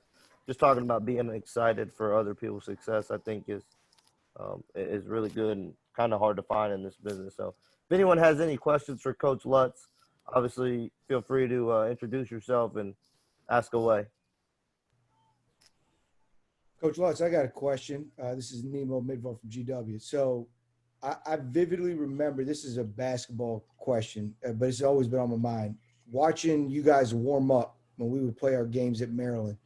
And I remember Dakota, Matthias, and PJ warming up together, and they went so damn hard, but they had their own little, it seemed to me, their own routine. And so this has been something that's been on my mind for a while. What goes into y'all's warm-up routine pregame? How do you guys come up with it? And what are you guys empowering them to maybe do on their own, or maybe encouraging them to do? Because I just, it's stuck in my mind. That was probably one of the best warm-ups I ever seen. Those guys just getting after it. I guess I'm going to backtrack a little bit and then answer your question. Each person that you're working for or working with, you can learn something from each and every one of those. And probably one of the best questions I've ever gotten asked in a head coaching interview is, what is your takeaway from each head coach that you worked for? And for example, Danny Casper, Danny Casper is one of the most underrated coaches in the country, in my opinion. But the biggest thing from him is he was going to do a lot of the same things every single day, but he was going to do it, and they all translated to productive things within the game. And I know that we all want to pacify our players and work on floaters and work on step throughs and finishing with opposite hands and all that kind of stuff. But the truth of the matter is that doesn't translate into the game at a high percentage. You're not going to get that shot very often, number one. And when you do get it, sure, it may become an ESPN highlight play, but it's still 2 points. So everywhere I've been, our pregame warmups have been very similar. And when I got to Purdue, I did the guards my first year. And then these last 2 years, I've done the bigs. But I believe in the simple stuff of, all right, in our offense, you're going to come off of pin downs, right? It's going to happen. So part of our thing needs to be, hey, let's get a little bit of a warm up in spot ups. But then our next thing needs to be, I need to come off those pin downs at the speed that I'm going to shoot those shots in the game, because it doesn't do us any good to do things in warm ups that you're not going to do in the game. You know, we're also big in coaches big on between the legs, crossovers, not as much, say, spin behind the back, not as much spin dribbles. So we would avoid any of those sorts of things. But again, you saw it was just old school, 4 chairs out there. We went through the chairs. You had to go hard. Then you did a layup, you did a mid-range pull-up, and you did a 3. Sometimes I'd let them do a step back because I got tired of fighting them about all it, because they were going to do it anyways. So you got to have give and take. But my whole point is that you have to do it at game speed, and you have to do things in warm-ups that you're then going to hopefully do in the game. Because if you don't, you're just out there wasting your time. It drives me crazy to watch guys go out there shooting with their headphones, shooting half-court shots before the game. Dunking, missing dunks just drives me absolutely crazy. I wish they'd put the rule back in. We had no dunking before in pregame, but I'm obviously in the minority there. So hopefully that answers your question. Coach Lutz, Kareem Brown here from Niagara County Community College. Wanted to touch base and go back to, your time at Garden City, and you say, hey, do the best job at where you're at. What was your thought process when you got in that car to drive with Coach and trying to make sure you did the best job for Garden City before you got in that car? Good question. So when I left Incarnate Word and went to Garden City, I went to work for a friend, and it's the only time I'd only been in it 4 years, but I was going to work for a friend. So we had very candid conversations, and he knew that Garden City was a stopping point, or I wasn't going to be there long, but he also knew that I needed to go with Danny Casper. So he's the one that told me to do all that. I didn't have the foresight. Nima's wired so different than me. He's got all the foresight on all of these great ideas. Man, I ain't like that. I think about me, I think about our program, and I kind of stay in my own little world. And I don't know that that's the right thing to do, but that's kind of what I do. And so Jeremy Cox is the one that told me, pack your car, and when you pick him up, he knows that you're serious. Because when there's no questions that when he got off that plane, he was scared too. He's taking over a job where he's leaving a job where we were number 1 in the country in NAI, winning 25 to 33 games a year, and going to Stephen F. Austin where they hadn't won in a long time. So in hindsight, I believe that me picking him up with a car full, packed and ready to go, gave him peace of mind that I was going to be there every single day in the trenches with him, and we were going to figure out a way to get this thing going. So I don't know that I had a mindset or a preconceived notion other than to say, this is what Jeremy Cox told me to do. I didn't disagree with him, and it worked out for me. But I mean, again, if I hadn't done a pretty good job for him in my 4 years previously at Incarnate Word, there's no way in hell he hires me back. You know what I mean? Because those guys, in my opinion, that are constantly looking for the next job instead of doing the best job that they can, man, you're just shooting yourself in the foot, because your best advocate, my best advocate, is not my agent. My best advocate is Matt Painter, Danny Casper, Matt Doherty, Jeremy Cox, Greg McDermott. Those are my best advocate for me to take my next step. And if you don't do a good job and you don't learn as much as you can from each and every one of those guys, you're wasting your time. Thank you. I got a question, Coach. Question and a comment. The comment is, I was a student coach at Wilberforce University when we played you guys at Incarnate Word at the national tournament. So that was a great game, and a great game to be a part of. My question is, sounds like that you traveled or went to different locations with Coach Casper as you guys were transitioning from Incarnate Word and also to Stephen A. Austin.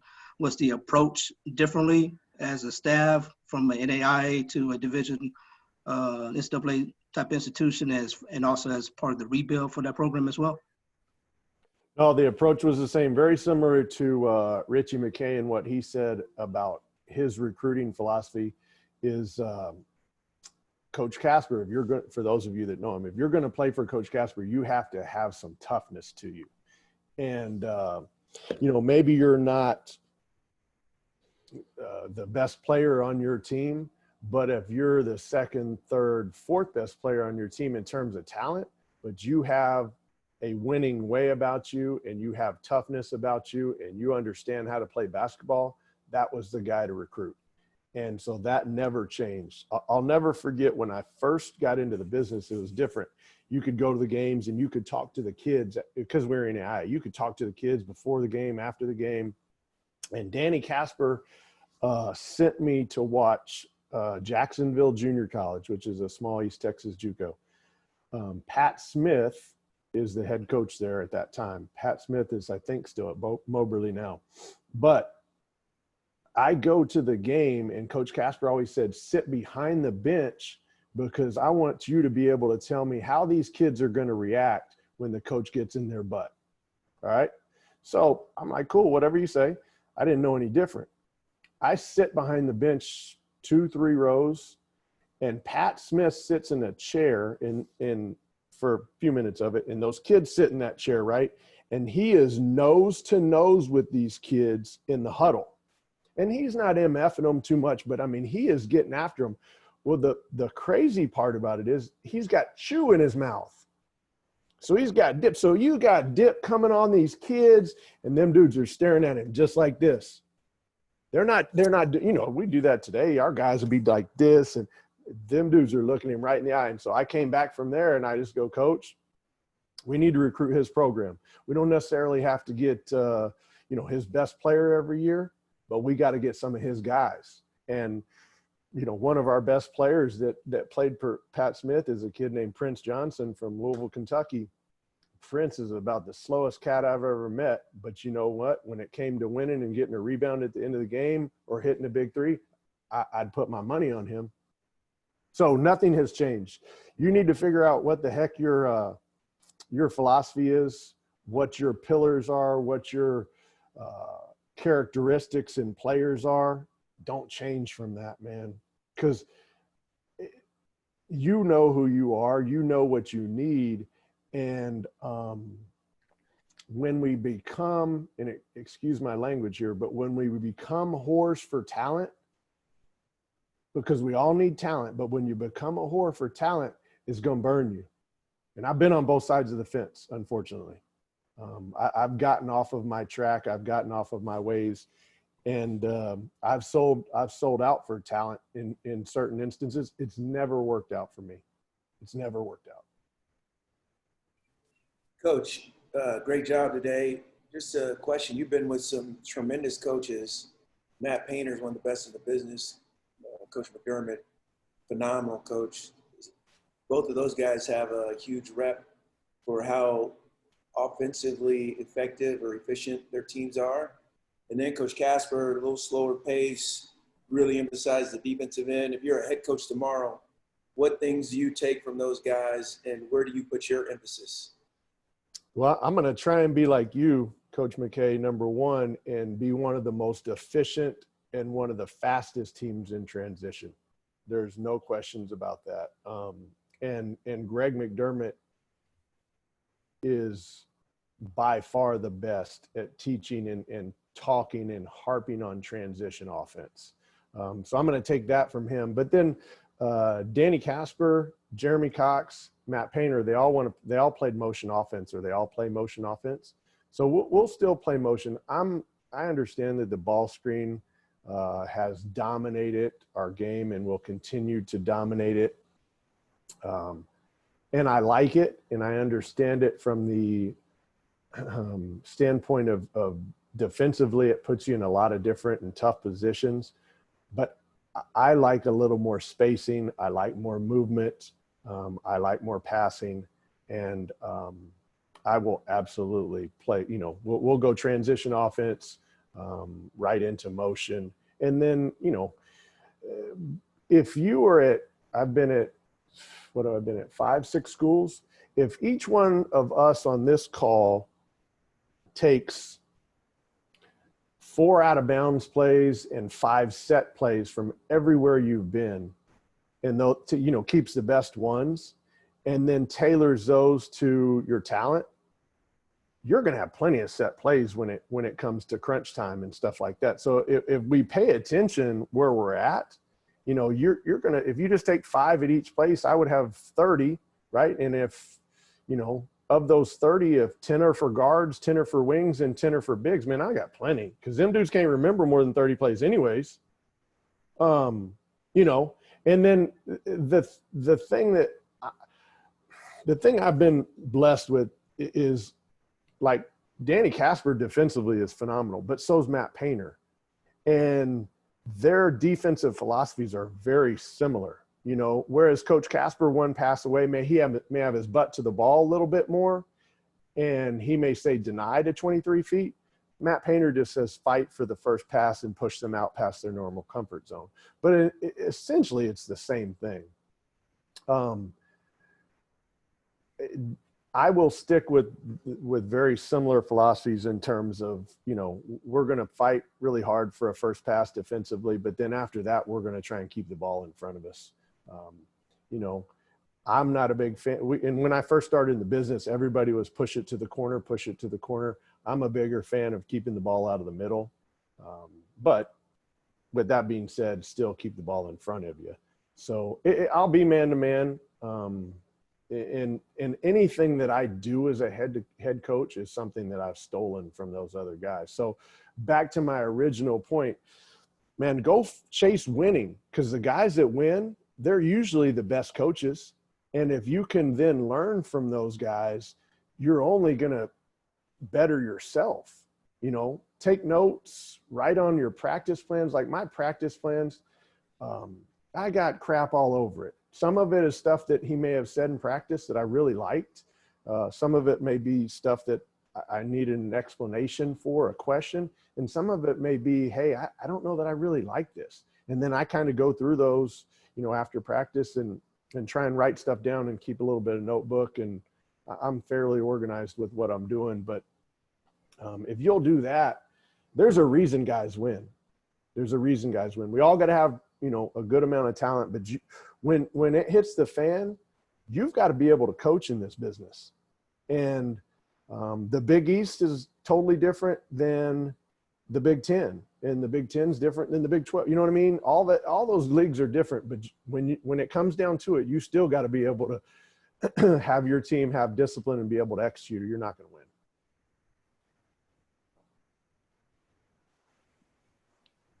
Coach, I got a question. TJ Cox, Tallahassee Community College. My question is, obviously a couple of my mentors are close with you, and they rant about how great of a husband and father you are. What's some advice that, you can kind of share the light on others kind of trying to grow? Man, TJ, I don't have the answers for you. I would hope to tell you that if anything that this COVID deal has taught us right now is that there is no reason to be in that office 18 hours a day. No reason for it. You have laptops, you have cell phones, and you can get done what you need to get done. And I do. I'm lucky. I'm lucky that my wife and family understand that my day is going to be, I'm going to drop my kids off no matter what. If I'm in town, even if we got in at 3 a.m, I'm going to drop my kids off at school. And I'm going to go to my office. And then I'm going to work hard, and I'm going to come home for dinner. And then I'm going to get people to bed and do whatever. And then I'm going to get my laptop out, and I'm going to work till I need to work. And if you're not focused on your family and taking care of your family, and you're more focused on 13 guys that are on your team,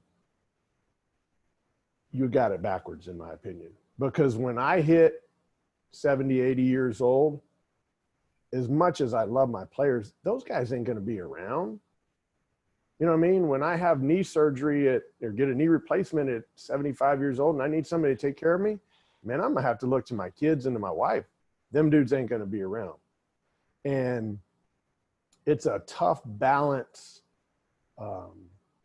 It's a really tough balance because our business is very hard and it is somewhat cutthroat and your margin for error is small. But I just, when you're at home, be at home. When you're at your office, be at your office. You know, it's like I said earlier, be where your feet are. Because just like in the basketball business where everything comes around, and I didn't really touch on it because I don't want this to be a negative thought. But anybody in this business that has helped someone, typically that person has come back around to help you. It's the way basketball works. Typically anybody that has gotten screwed by somebody in this business, it's come back around full force, and you've had an opportunity to kind of screw them back. And whether you've done it or not, I hope you didn't, but whether you've done it or not, it's just the way it is. I guess my point being is that it's the same with your family, TJ. And I know you're a young single guy, but my daughter's going to be a senior next year, and I had some head coaching opportunities. I wasn't going to move her and miss her senior year for me to be selfish and become a head coach. While I don't maybe talk about it as much as others, God has a plan for me. He does. He knew that I needed to go work for Danny Casper at 19 years old so that I could learn some discipline, because I didn't have any. If I'd had more discipline, I'd have been a better college player. But he knew what needed to happen for me in my life. And all of that is carried through. And, you know, when it's all said and done, I want to be around. I like my family. I like my kids. Sometimes they like me. But, you know, it's a lot more important than me winning and losing. And with that being said, I've worked for some coaches that it's not like that. And I've been lucky enough to kind of pick and choose my jobs. Like other than Garden City, I was only at one stop for 1 year. Everything else has been 4 years, 6 years, 7 years. I'm going on year 3 here. No, 4 here. I'm going on year 4 here. You know what I mean? So I was able to keep my family somewhat rooted.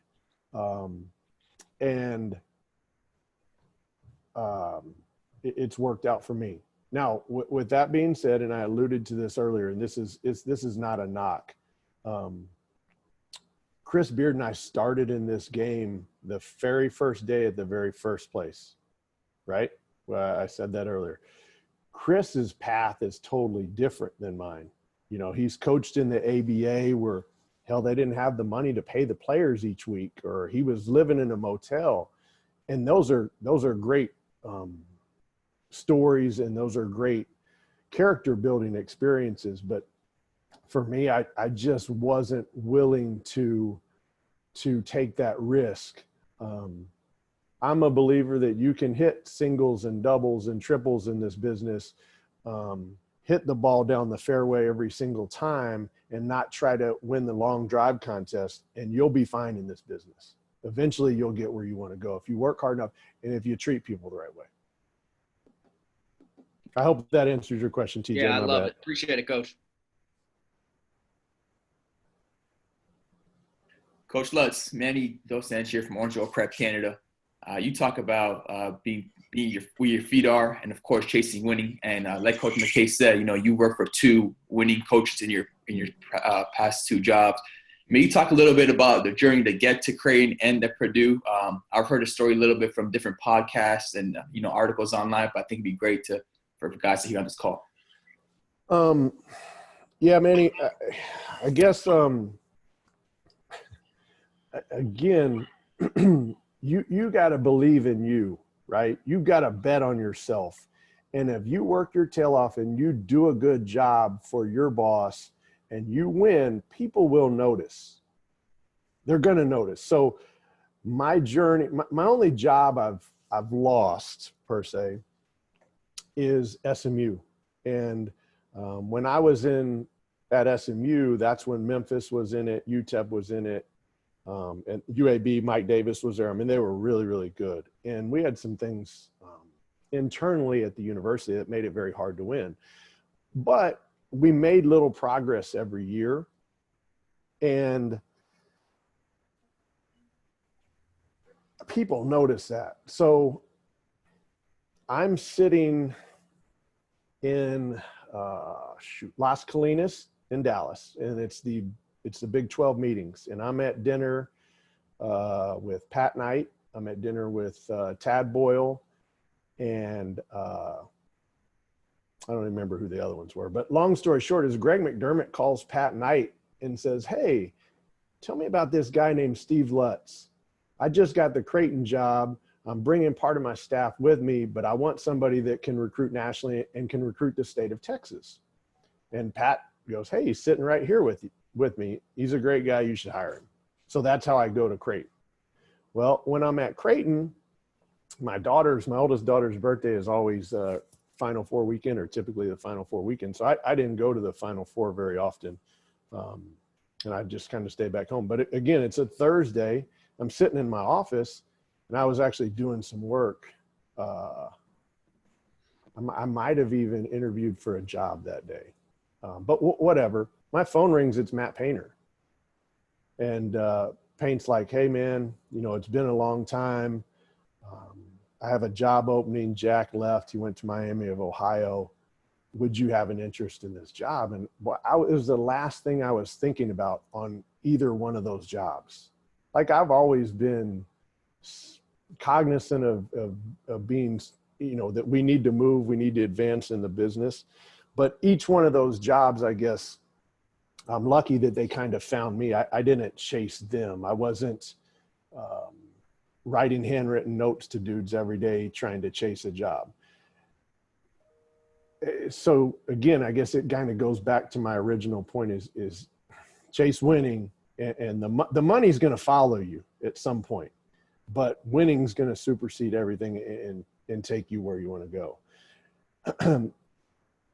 I'll tell you another story. When I first started in the business, like I said, we could be out on the road recruiting all the time. And you guys have probably all heard Buzz Williams' stories about how much he traveled and this and that.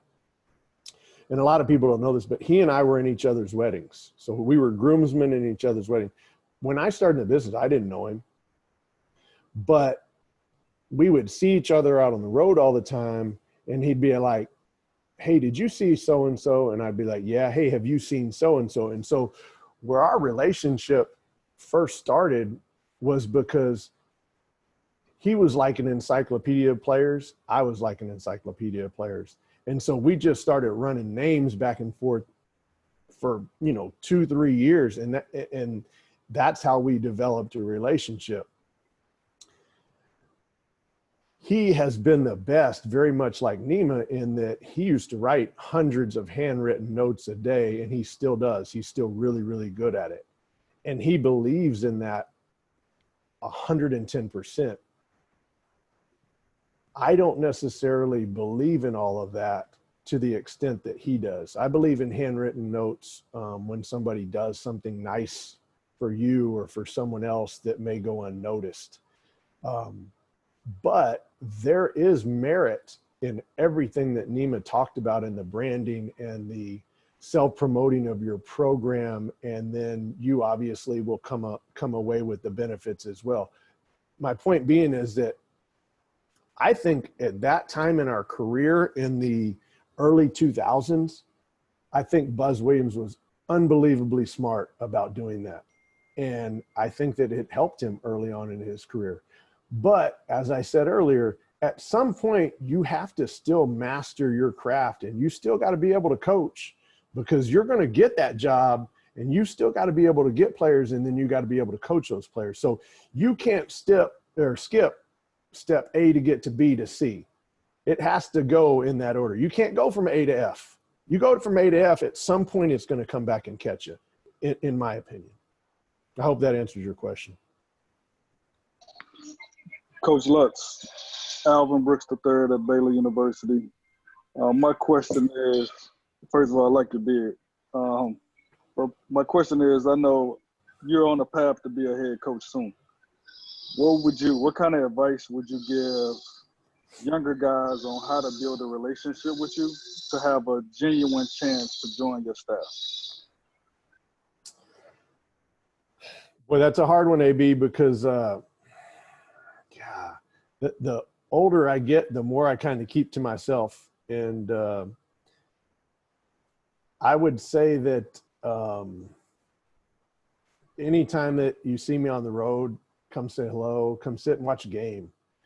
But don't do it at the expense of us not watching the game, because our main focus is to figure out which is the best player and does he fit with what we need. So I'm usually concentrating on the game. And, you know, obviously I've known you for a long, long time, and you're going to be a head coach too very soon. But I watch you on the road. You're not farting around. You're doing your job, right? I'm about real people, man. Like if you're a real person and you want to go to dinner, I'll go to dinner with you. But I'm not about, I don't know. I'm just not about fake relationships. And I guess my point is, when I started in this business, I didn't know Buzz, but 25 years later, if I ever needed something, I know that I can call on him. And like, you should be saying in your mind, well, Lutz, if you're good friends with Buzz and you're good friends with Beard, why have you never worked for them or with them? You know what? It just never happened that way. I've never asked him for a job. I've never asked either one of them for a job, and they've had jobs open. But we've certainly talked about people to hire on their staffs, and we've certainly talked about me coming. But because it's a real relationship, I can tell them, hey, maybe I don't think that this is right, or I don't think that this is the way to go, and it's not going to endanger our friendship or our relationship. And sometimes that results in maybe an argument. We don't talk for a few weeks, or we're pissed off at each other. But man, it's kind of like your wife. You got to tell people the truth, and you got to do the right thing by them. Because again, if you get a job tomorrow and I say, hey, Brooks, hire TJ Cox, I think he'd be great for you, and then you go on to win, everybody benefits, right? So I don't know, man. I don't know. It just, we don't need to make this overly complicated, guys. Just do the right thing, be good people, and the good people usually stick together. The people that cheat in our business and cut corners, they usually run together. There's an old guy that worked with us at Creighton named Steve Murfield, and he'll laugh that I called him old, but he used to say all the time, you never see a duck what do you say? You never see a duck and a goose together. I think that's what it was. But basically he was saying, like, you don't see the people that are trying to do things the right way in this business and the dudes that are doing it wrong, but you don't see them together very often. Same with players. Usually the guys that are smoking dope, those guys are hanging out together. The guys that are in the gym, they're hanging out together. That's my point. Lutz, Kevin Jewell here. First off, I just want to say, if you keep that beard, I don't know if your family will be around that much longer. The players might need to fill in for you. So as you've come up, you know, you really kind of like you started, you were painting on that first day, and you've graduated from responsibilities, and things have gotten easier, and you know that's all changed. What do you still do the same as day one beyond all that hard work stuff? That's at the same time. But what about your process has changed as you've kind of, you know, responsibilities have increased and kind of moved left and right? And I said it earlier, I'm not much of a forward thinker. So I have always been focused on my job at each individual school relative to what that coach told me he wanted to do. So like, say, for example, when I worked at SMU, my first 2 years, Matt Doherty did not care what I knew basketball-wise. And that's not to say that he was disrespectful or he didn't listen or we didn't talk hoops. But Coach, his main thing was, I know what I want to do. Help me get the guys so that we can do it. You know, and he had been the national coach of the year. Who the hell was I to argue with him?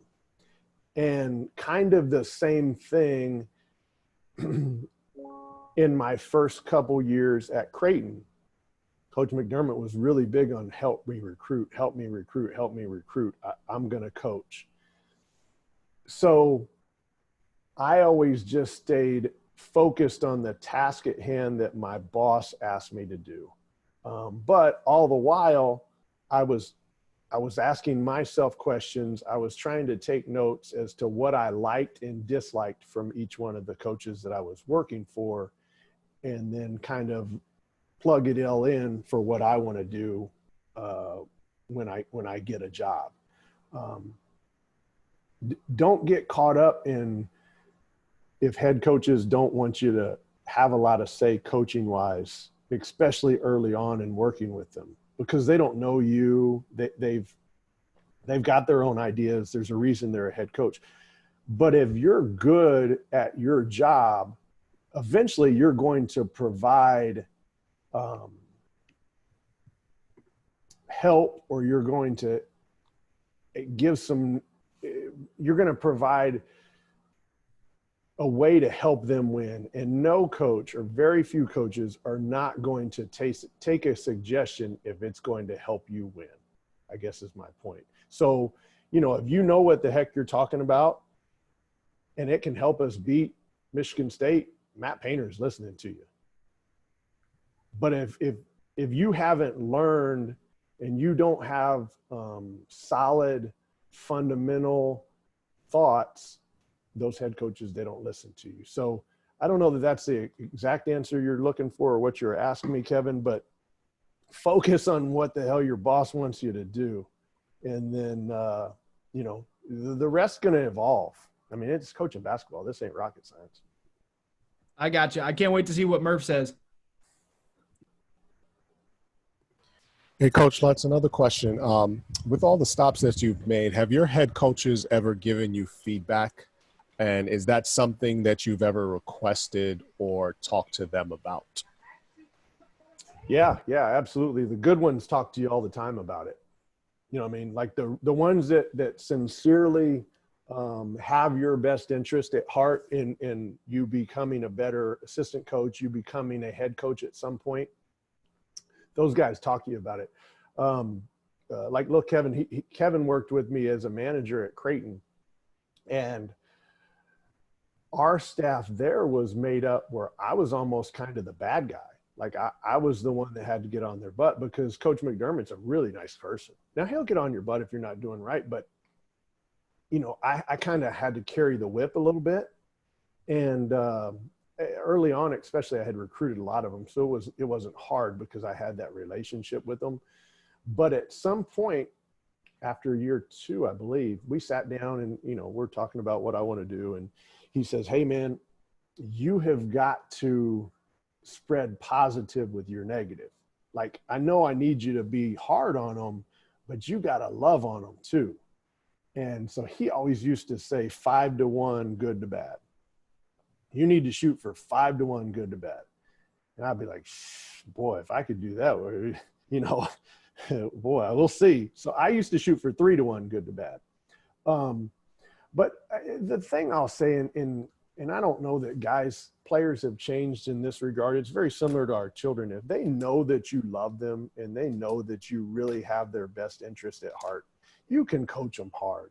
Now, you maybe don't have to use the language that some have used and I've even used in the past. If you can back off the language, that's my biggest thing. I've really tried to back off my language. But if you can do that, you can still coach guys hard. I really believe that. I really do believe that. But yes, the good coaches have always given me feedback, and that's probably the best one that I've gotten for the time of period in my life, because I needed it at that point. I needed to hear it. Hey, Coach, question for you. This is Devonte from Louisville, Kentucky. Okay. You touched on a little bit about chasing, winning. Be a winner. Chase winning first. And just now about how players have changed. What have you done over the years to adapt scouting wise with all the different learning styles and the needs of coaches? What have you done to kind of keep yourself abreast on those things? I guess ultimately I would say, Devonte, that I haven't changed in that. Ultimately, my goal is to have what the other team is doing by the numbers figured out. And what I mean by that is you're not going to be able to cover everything that another coach does. And especially the Big Ten, it seems to me that guys have really, they do a good job of game prepping and then changing or tweaking things to take advantage of what people do in the league, more so than any league I've ever been in. But I guess my point is that I want to have, in my mind, I want to have 85, 90% of what they're going to do. And so if they're going to run a certain package that much, I want to have that down pat with my guys and how we're going to guard it covered. Ultimately, you're going to still have to rely on your basic defensive principles, and we guard things certain ways, and we're not going to really switch unless it's a specific matchup or whatever. But some of the guys obviously learn with video, some learn through hearing, some learn through walking through, right? So obviously you can go into the studies of the different learners. We try to cover every aspect of that. So we try to watch film with their team and say, okay, hey, they're going to run this follow action. We're going to do this and down, we're going to ice it or down it. When that happens, then here are probably, this is what they typically do, but here are some other options as to what they could do. So I want to have told the guys that so that they understand, okay, if this happens, we'll do this. If they do it this way, we'll do that. But again, I never want to lose sight of the fact that cover the bulk of what they're going to do so that the guys are prepared for that. So we'll do that through video. Then we'll walk out onto the floor and we'll talk through it, and then we'll walk through it. But then after that, we'll always go through it live. I've been at different places where people would utilize scout teams. For those of you younger guys, remember Billy Gillespie. Billy Gillespie would have 10 dudes on a scout team, and he was huge into that. At Creighton, we used a scout team, whereas at Purdue, we don't use a scout team. We flip it offense, defense, so that guys learn it offensively but then defend it defensively. And as long as you can ask your guys and figure out what method your guys learn best with, I don't think there's a wrong or right way to do it. But again, don't lose sight of the fact that they have to, number one, learn, but then they have to execute. So your game plan has to be clear and concise so that they know when A happens or B happens, this is what we'll do. But all of that, you know, it just comes through time and effort in watching video and charting the plays and writing down the different options. We have a tremendous video guy here, so it helps me a ton just in terms of, you know, I try to watch every single Big Ten game against our opponents unless maybe somebody zones, because we don't zone. I don't watch all that, but I try to watch every single Big Ten opponent and Big Ten game. But then in the non-conference, depending upon how early in the season is, I try to watch every game if I can, unless it's just like a blowout. The other thing that I'm big into, and I don't know if others do this, but if we play a certain way defensively, I'm going to try and watch other like teams across the country if they have that same opponent and how they defend it. So there's a lot of times in the Big Ten that I'll make sure I watch full games of, say, Wisconsin or Michigan State, because defensively our principles are similar in how we defend things. Whereas I may just watch offense of Michigan or Iowa.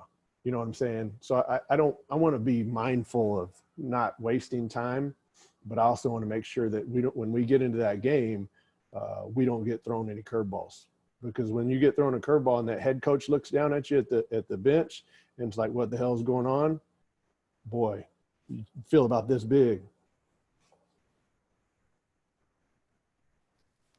Thanks, Coach. Yep, no problem. Do we have any more questions for Coach Lutz?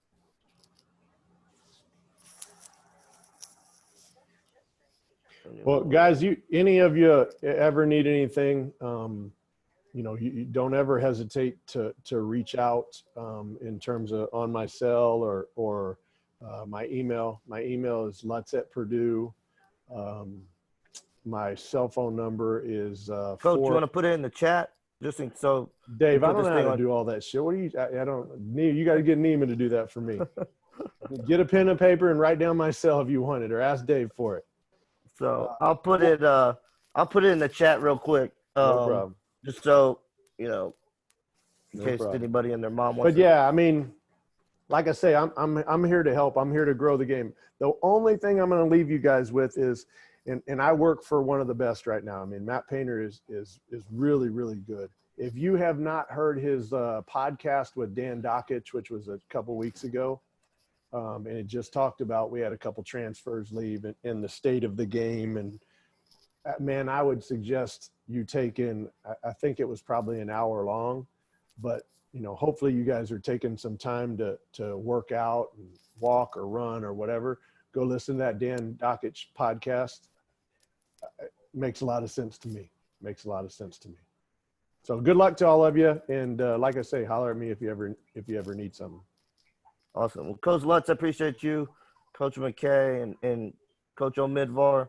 Appreciate you guys coming on and sharing. I put Coach Lutz's number in the chat if anyone wants to take that down and follow up with him. Thank you, everyone, for joining us this week.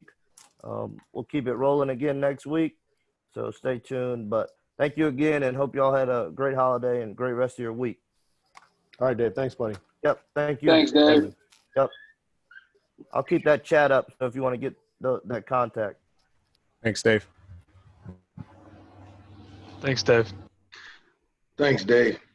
Thanks, Dave. Hope everyone enjoyed today. He even says, like, yeah, you're right. Yeah, you're right. Thanks, Dave.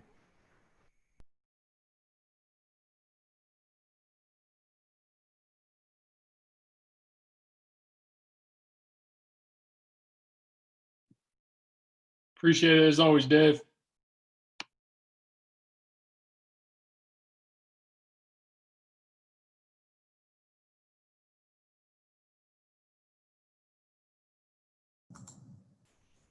Thank you. You gentlemen have a good rest of your day.